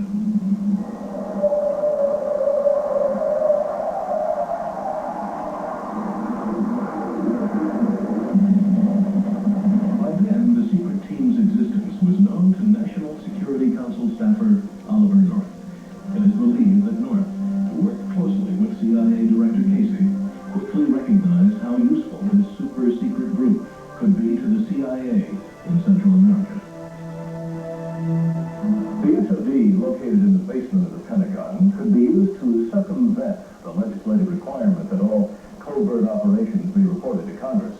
Thus, the SOD could become a convenient vehicle to be used by the agency to conduct operations which it couldn't get approved, or in funding operations for which it had no money, like support for the Contras in Nicaragua. One of the most severe and scandalous projects ever embarked upon the U.S. military was a project called Yellow Fruit. It was a backdoor CIA effort to aid the Contras in Central America and to perform other operations that Congress never would have supported. And the CIA saw Yellow Fruit and the Special Operations Division as a magical fountain of support with unlimited money, unlimited weapons, black money, black gates transportation capability. Basically, another CIA without any of the reporting for problems that had triggered the problems of the late 1970s. Some of the units actually participated in strafing Nicaraguan targets, bombarding airfields and oil fields in an attempt to disrupt and possibly dislodge the Sandinista regime. But Tom Golden blew the whistle on Operation Yellow Fruit. Normally, in intelligence operations, you advanced a certain amount of money to operate with. Once you spend that money, then you must submit a voucher to account for it. What I found was very unusual in this unit is people have been advanced as much as $150,000 and had never submitted a voucher for accountability. I eventually went to my superiors and reported what I believed to be abuse of funds and possibly fraud. That eventually was surfaced to the leadership of the Army, who ordered a massive investigation into the Special Operations community in general. This is Arlington Hall, Virginia, headquarters for the U.S. Army Intelligence. Here, members of the SOD team were court-martialed in the soundproof room. 2 SOD members are now serving prison sentences for financial fraud. But what was most important about these trials was not the discovery of another case of misuse of government funds, but the revelation that the SOD's Yellow Fruit served as the blueprint for what William Casey called the Enterprise. The Special Operations Division and Yellow Fruit had a unique access to equipment, material, offshore bank accounts, a secret clandestine Army/CIA aviation unit, a clandestine ship overseas to provide transportation, access to material and weapons, all the seeds that would later basically erupt in the Iran-Contra affair and be known as the Enterprise. And I believe that Yellow Fruit and the Special Operations Division were both being groomed by the CIA and the National Security Council to serve as the cornerstone of the Enterprise to perform operations in Central America and elsewhere that would never be accounted to Congress. Lights, please. Now, let me tell you who Yellow Fruit really is. Yellow Fruit, along with Sea Spray, are accountable for security of the Alien Task Project. They started out as Delta teams attached to the National Recon Organization at Fort Carson, Colorado. Over the years, as their expertise became known and they began to use Delta teams for other things also, they branched off and became independent from the National Recon Organization and from the United States Army. They then evolved into a split organization, one half of which became Sea Spray, the other half became Yellow Fruit. Sea Spray is responsible for the internal perimeter security of the alien projects. Yellow Fruit is responsible for the outer perimeter security of the alien task projects. If you attempt to get near the boundary of Area 51, you will meet Yellow Fruit. They will intimidate you. They will scare you. They will flash guns in your face on public land where you have every right to be, and most people will go away, which is the prudent thing to do. Now, if you get to the boundary of Area 51 and put 1 foot across, you are now the property of sea spray. And no one who sees sea spray ever sees anyone else.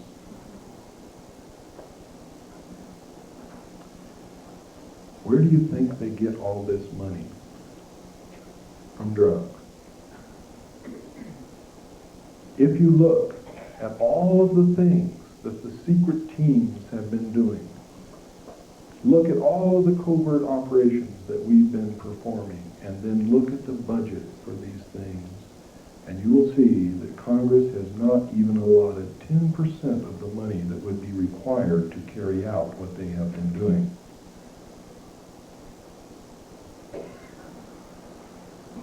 In the words of John Lear, whom I consider to be one of the greatest patriots in this country, wake up, America, you've been had. Thank you, ladies and gentlemen.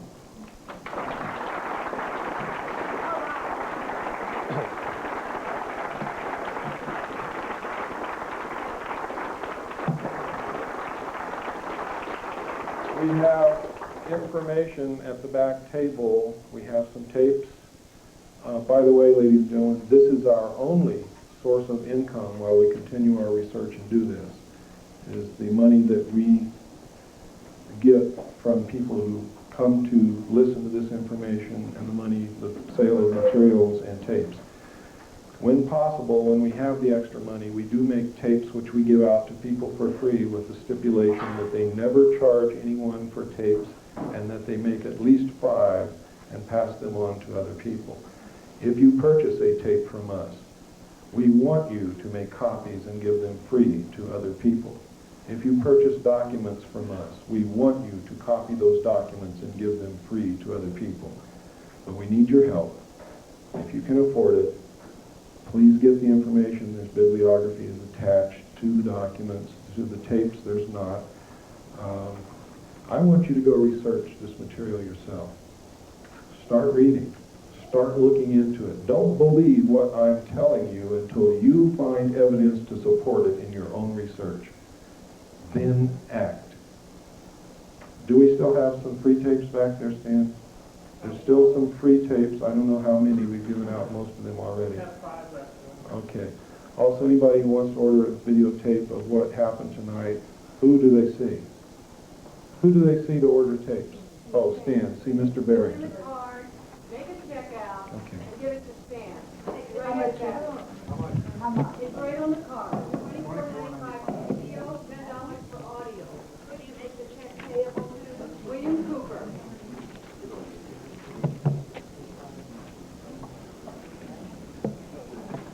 Thank you. I wish you all love, peace, happiness.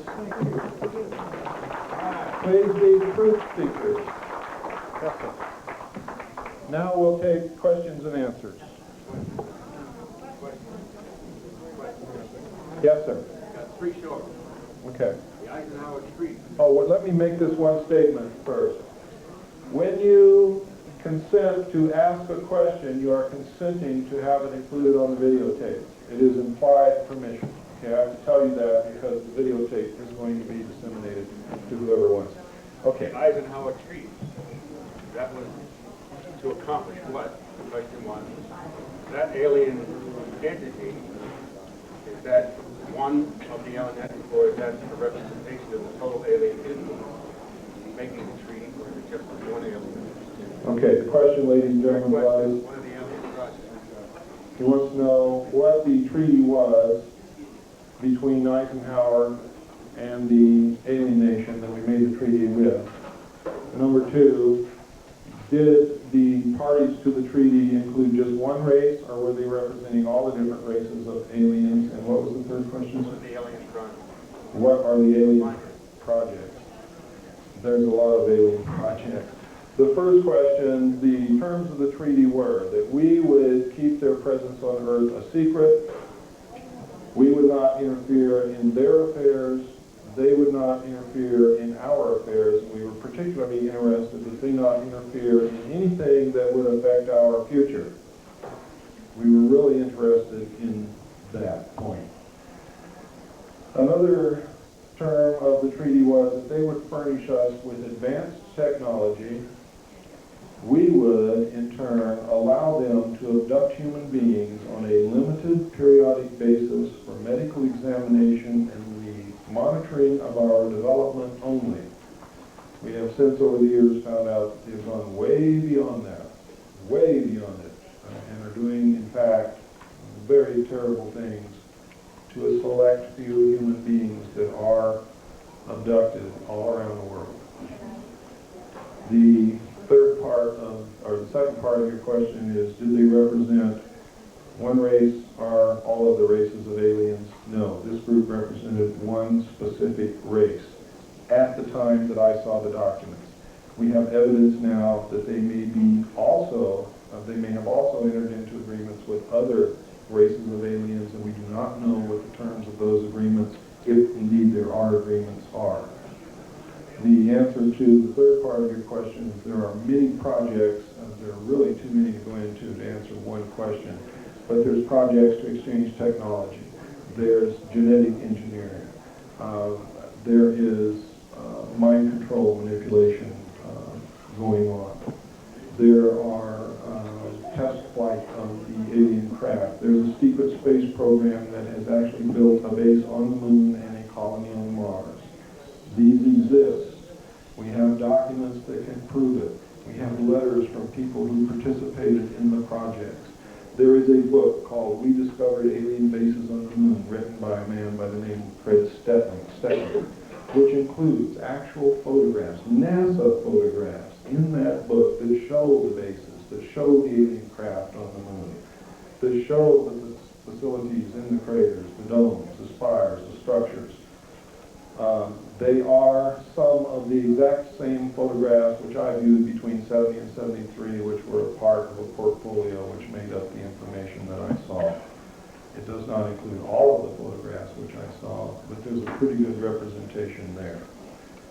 God, I could go on and on and on. But if you see someone, do you have a metaphysical bookstore in town? They should be able to find that book for you, whoever it is. Who was the writer? Fred Steckling. I think that book's been on the print for about 10 years now. Oh no, you can get it from Fred. Yeah. Yes, ma'am. Is it possible to force an audit of the Federal Reserve? She wants to know if it's possible to force an audit of the Federal Reserve. Yes, it is. It is not only possible, but it is happening. The momentum now is being gathered. A bill is being introduced into the Congress shortly to do exactly that, to audit the Federal Reserve. The Federal Reserve has never been audited. If and when it is ever audited, this country's in for a rude awakening. Now, I suggest that you write your congressman to get behind this bill, insist that it be passed. Also include another paragraph insisting that they put another bill through Congress to nationalize the Federal Reserve, cancel the debt, and print our own money so that you can't owe yourself. The reason we owe somebody is because we're not printing our own money. They're printing it for us and loaning it to us, and it's not worth anything anyway. It's like me printing paper, giving it to you, and saying you owe me your ranch, because I gave you some paper with my name on it. I mean, it's insane. It is. It's insane. It's absolutely insane. And how we've stood for it all these years, I'll never know. And I'm just as much to blame as anyone else. Yes, ma'am. Why was Nelson Rockefeller murdered even by whom? Pardon? Why was Nelson Rockefeller murdered even by whom? Murder who? Why was Nelson Rockefeller murdered and by who? Why was he murdered? I never got up to that level to find out. I don't know. Did he have a heart attack by injection? I'm afraid that that is quite a normal way of getting rid of people nowadays. Do you know anything about him? I know an awful lot about Nelson Rockefeller, but I do not know why he was murdered. I do believe, though, as you do, obviously, that he was murdered. Did Kissinger have something to do with that? Henry Kissinger may have. Henry Kissinger was Rockefeller's man. Rockefeller bought Henry Kissinger back in 1953 when he gave him $50,000. Gave him $50,000. From that moment on, Henry Kissinger belonged to Rockefeller. Yes? You made the reference to air and water pollution. Yes. Do you have something to add to that as to... How I can add quite a bit to that. I was trying to dwell on the most important things. That is an important issue. But people are catching on to that, and maybe they don't need to be proud of so much. But in 1957, due to the fact that we had discovered certain things were happening, and the aliens are able, obviously, to predict the future, they say, and we can't believe that because we don't know yet if they're predicting it correctly or not. But a large body of the most prominent scientists in the world met in Huntsville, Alabama in 1957 to study the matter, study some of these questions we had from what the aliens had told us, specifically the benevolent aliens who were concerned about what we were doing to the earth. They arrived at the conclusion that, with or without predictions from anyone, by or shortly after the year 2000, the earth would not be survivable, would not be able to exist here, simply because the projected increase in population, we would not be able to keep up with food supply for the masses of people. The burning of coal and fossil fuels would continue to pour carbon dioxide into the atmosphere along with other pollutants. The burning of sulfurous coal would increase the incidence of acid rain and destroy the forests. The forests are the only thing to keep the balance between oxygen and carbon dioxide. Since then, it's not just acid rain. We have been depleting the forests at an unbelievable rate. There's almost no rainforest left on the face of this planet now. The rate of pollution is unbelievable. At one point, we actually had rivers in this country that would burn if you lit a match anywhere near them. The whole length of the river would burn. It's incredible. There were whole rivers that were nothing but soap suds. We're getting better at doing that. But we've got to get even better and better. We've got to stop using fossil fuel. We've got to stop. We've got to do whatever it takes, even if it goes back to a simpler lifestyle. We've got to do that, simply because the earth is a very fragile place.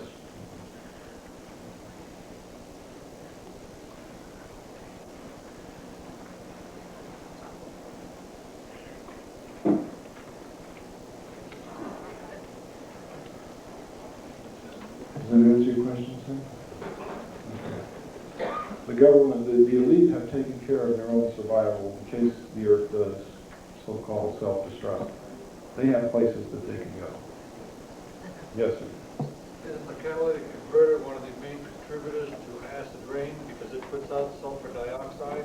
Absolutely. Sulfur dioxide is mixed with moisture? Or Yes, get rid of one pollution and create another one. Because the only answer is to stop driving cars. That's the truth. And there is a benefit to horses, believe me. Yes, ma'am. Mr. Cooper, given the endangered condition of our planet, of which we're all painfully aware, what is your personal opinion as to the reason why these alien races want our planet? I'm not sure that they want it. There's no evidence that they've attempted to take it from us. I think they want to live here with us. I think there's things here that they want. I think that they find us mystifying in certain ways. There's some aliens who do not have the ability to love or get angry. They don't have emotions. They are very goal-oriented, very scientific. They go about their business. They don't understand it when we get hurt. They don't understand it when we cry. They don't understand it when we love someone. And they seem to be studying that devoting a lot of attention to it for some reason. There are other ones who are just here to watch. They're not interfering in anything and won't interfere. They're just looking. They're just watching. They're just studying. They don't interfere with anybody. They don't bother anybody. There are some here doing, unfortunately, some bad things. Yes, sir, in the back. Yes, a couple of questions. One might have already been answered. I'm wondering, Can you speak up, please? how would the aliens fit in with a one-world government? Because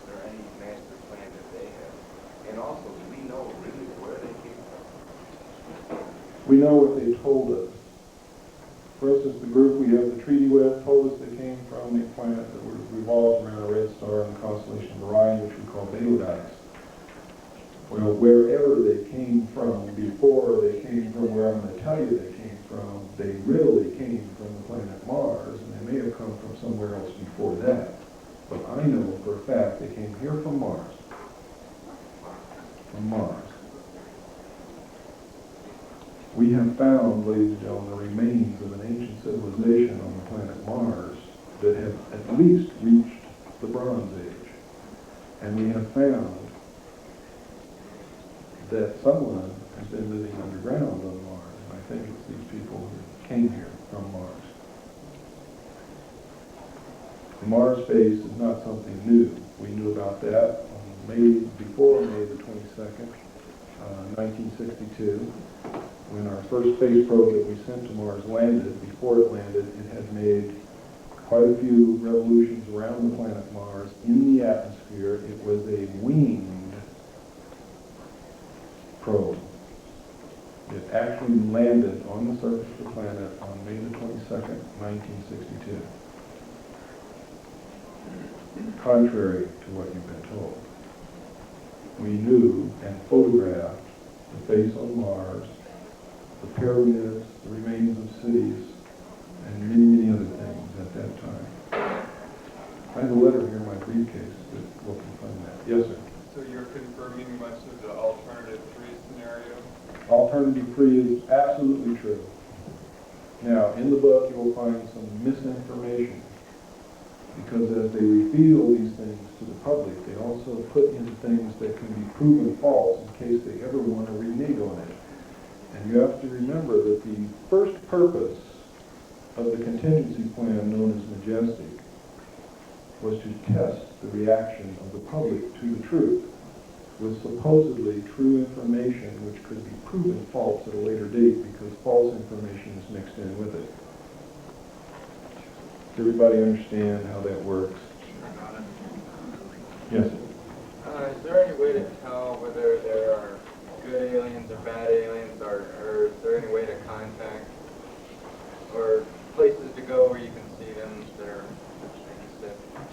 I can't take the responsibility of telling you who is good and who is bad because I can't make that determination. There's so much lies and so much deception mixed in with the good aliens and the bad aliens that I cannot determine who is who and what is what and what is deception and what is reality. And I advise all of you to take extreme caution in making any kind of judgment because the bad ones will present themselves to you as being good to manipulate you. The good ones will lie to you to manipulate you to reach their ends which they think is good for you. Some of them have a policy that they won't interfere with you no matter what. They just won't have anything to do with us. Now, somebody sent up a note that says, I am very concerned about the statement you made that there is deception coming from good and bad.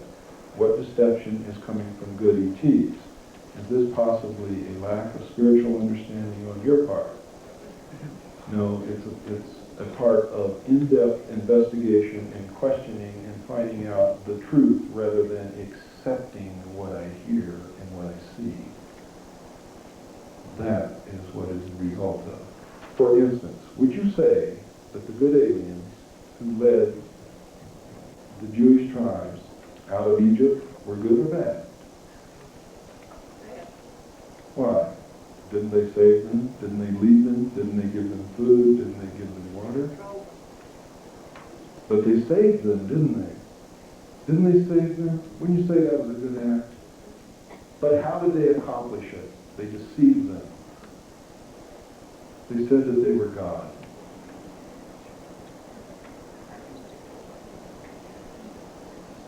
The aliens that came to Earth in the ancient times told the people they were gods. Generally, they helped them. But they deceived them, they lied. I'm not capable of telling what's a lie and what's a deception. And I still believe in God. I still believe in Jesus. I'm a devout Christian. But I know that much of what is in the Bible is of alien origin because I have done my research, and it is without a doubt that much of our religious history is alien manipulation manipulation. I still believe in God. I still believe in Jesus Christ. I am still a Christian. I'm hanging on to my faith. Because I believe that they have used our faith and the truth in some way to manipulate us into whatever way they wanted us to go.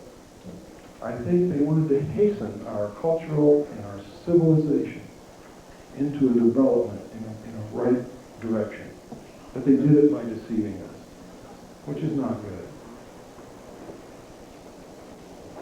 The person who is deceived ultimately finds out that they have been deceived. And when they find out they've been deceived, they ultimately hate the person that deceived them.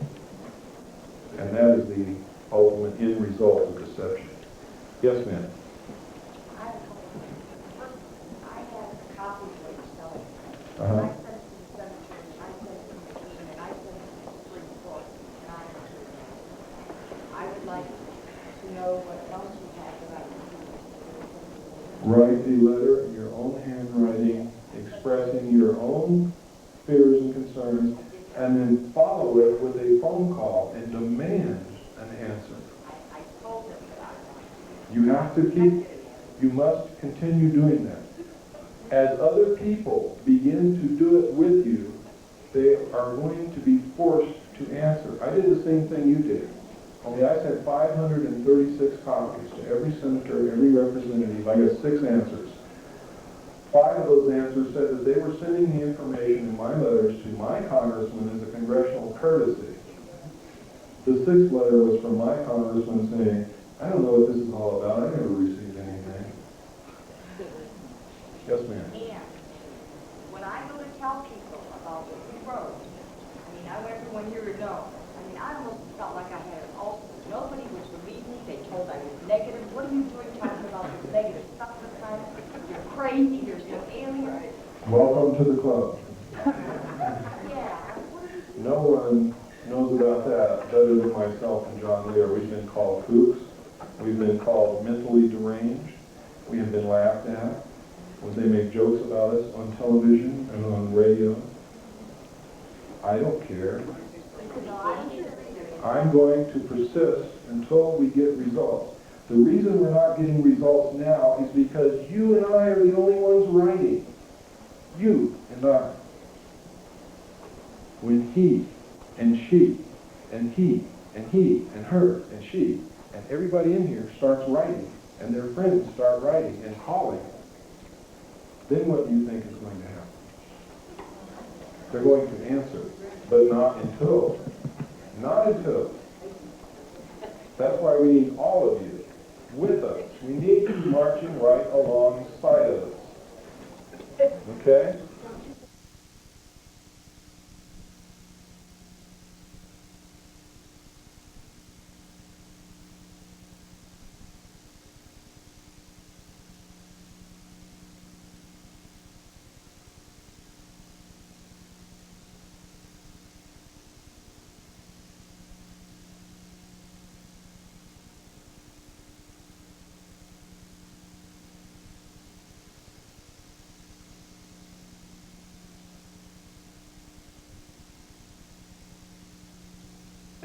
Ma'am, I care more about this country and the Constitution of the United States than I do about my life, because if they succeed in what they have planned for us, I would rather be dead. And also, I was raised that if you know you're right, you stand up and fight no matter what happens. No matter what happens. That's got to be done. John Wayne taught me that. That's pretty far-reaching now. Yes, sir. How many races are you aware of? How many what? Different races are you I am only personally aware of 4. What is it? That's what's called the Ebes. Along those graves which came here from Mars, which we have a treaty with, a group called the Nordic and the group called the Orange. Okay. At the time that our government made the contract with along those graves, weren't they offered a alternative with a more, quote, benevolent Yes. group? And If you move into a new neighborhood, okay, and I belong to one gang and she belongs to another gang, she's a very nice-looking lady, isn't she? And she comes up and tells you, hey, man, you moved into this neighborhood. Watch out for old Bill over there. Bill's mean. But I'll help you, and I'll protect you. And I won't let Bill do anything to you, provided you get rid of all your knives and guns and don't ever lock your doors. What are you going to do? I'm probably going to go with you. There you go.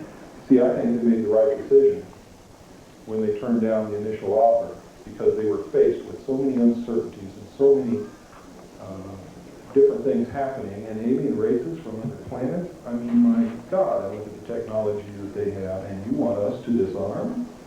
Or you've got bats in your belfry? I think at that time their decision was right. Their decision to self-direct the American people was wrong. Their decision to make a treaty with an alien race without the advisory consent of the Senate under the Constitution was wrong. It's illegal.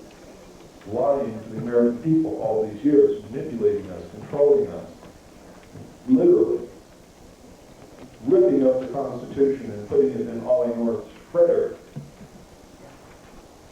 is wrong. All based upon an assumption that if we knew the truth, we would flip out. And that a small handful of men know better how to run this country than the people of this country do. And they are all part of a group who wants to subvert the Constitution in the first place to create a one-world economic system under a one-world government with a very few people at the top holding all the power and all the money, holding all the strength. Just on the original alien intent. Seed plan. The aliens planted those seeds, yes, over 250 years ago. Yes. What about annual bird papers? Has anyone ever gone into those? Ma'am, with all due respect, we must stick to the most pressing problems at first. Right now, confronted with what we're confronted with. I can't be concerned with a hole at the pole. I'm very serious. Well, it may have something to do with it, but I'm not aware of anything. Yes. You talked earlier about a lot of people who've been abducted and have been implanted, have moved away from their residence and or grouped together in other places. How do you see that fitting into the picture? The people who have been abducted and implanted have some ultimate mission. We know that. They are compelled to move to certain places. Some of them are compelled to stay in the same place. When their mate, if they're married, resists, they leave their mate. That's how much they're compelled to do it. There have been people who left their children, women who left their children, which is totally against the paternal instinct. I mean, the maternal instinct. It's just totally against it. Women just don't do that sort of thing. It's not, there's a level of mind control at work here that is terribly disconcerting. They are implanted, they have a specific goal to accomplish in the future, and most of them know that they have something that they're supposed to do, but they don't know what it is, and we don't either. The government is terribly afraid that when somebody pulls a switch sometime in the future, these abductees are going to go out and cripple the communications and blow up bridges and cripple the government. The government's afraid of this. I don't think that's what it's about. It may be what it's about, but it concerns me that the abductees are seeing an obvious criminal act as being a good thing. For instance, they're asleep in their bed. Someone comes and kidnaps them out of their bed. These people that kidnap them are so different than us that it's got to strike total fear into them. They are totally paralyzed, immobile. Now, most people have never been totally helpless in their life. And I'm telling you that that is the greatest terror that you will ever feel is when you are totally helpless and you know it. Now, these people are taken into an alien environment in a craft that floats in the air. In a round room, and they all describe this room exactly the same. There is no difference between the descriptions. None of them know the other. Most of them have never heard of abductions or UFOs or spacecraft or aliens or anything. They've never read these books. And until just a few years ago, there weren't any books to read about abductions, because this is a recent thing that's been coming out. So we know that they're telling us the truth. We've hypnotically regressed them. We have tons of evidence and descriptions, and the stories are always the same. And sperm nova is harvested from them. Scoops of flesh are taken out of their body, which leave pock marks. They are surgically operated upon. They are implanted. Some females are impregnated. After the end of the first trimester, they're abducted again, and the fetus is taken from them. And the abductees perceive this experience as having been a good experience, and no harm was done to them. Yet, and this is their conscious mind talking, listen to what their subconscious mind is telling them. Their subconscious mind is causing them to exhibit all of the same symptoms of a rape victim or a hostage victim who has been held for a long time, commonly called Patty Hearst syndrome, where you begin to identify with your captors. Now, this is obviously great physical, emotional, and spiritual harm has been done to these people. Yet their mind has been controlled to the extent that they perceive this experience as having been a good one. That deeply concerns me. I don't know about you, but I'm really concerned about that. And they are and have been given some task to perform in the future. They know that they have this job to do. They don't know what it is they're supposed to do. Some of them have been given tremendous knowledge that they never possessed before, never learned in school, don't even know what it is that they know in a lot of instances. Yes, ma'am. Each one here needs to know that we are sovereign beings under God, and we have the right to say no.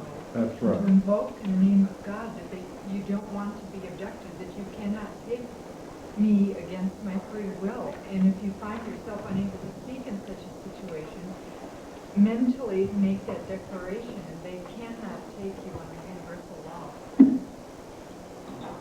What you're saying is true, and people who have done that and really believed in what they were saying have not been abducted.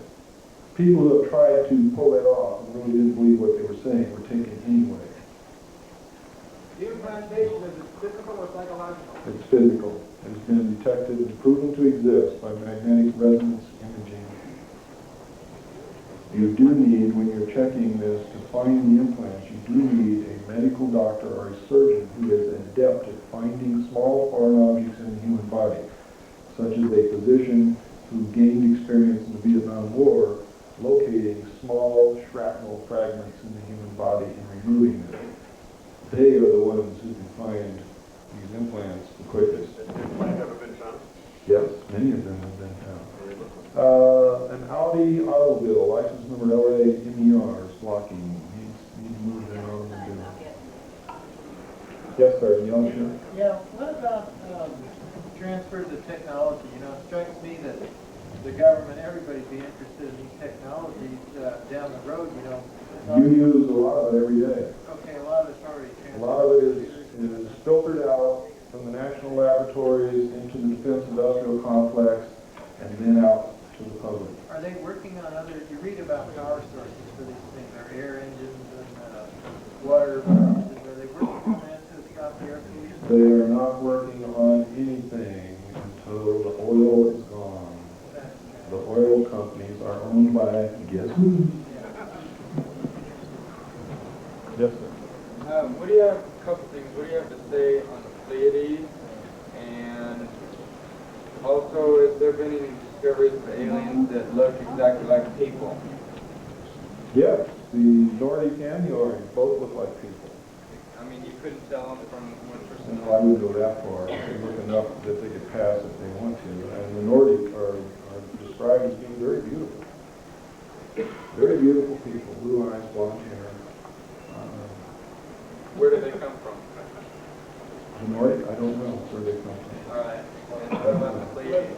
you come from? That is the question. Ladies and gentlemen, he brought up a good point. I want to know about the Pleiades group. I want to tell you right now that the Billy Myers case is a real case. It's not a phony case. It is not a hoax. It is real. It is absolutely real. The documents that you saw with the string in it, all of that was prepared by the Office of Naval Intelligence. The model was built and placed in his barn, and photographers were sent up there with intelligence agents who opened the barn door and said, see, the Billy Myers case is real. The Pleiadian people are real. The craft are real. Some of their craft we have at Area 51 and are flying them. I have on videotape right now with me here tonight, if you want me to, I can show it to you. Evidence right before your very eyes that will prove to you that these craft on this videotape are real. And you can see for yourself. There is no way possible that these photographs can be fake.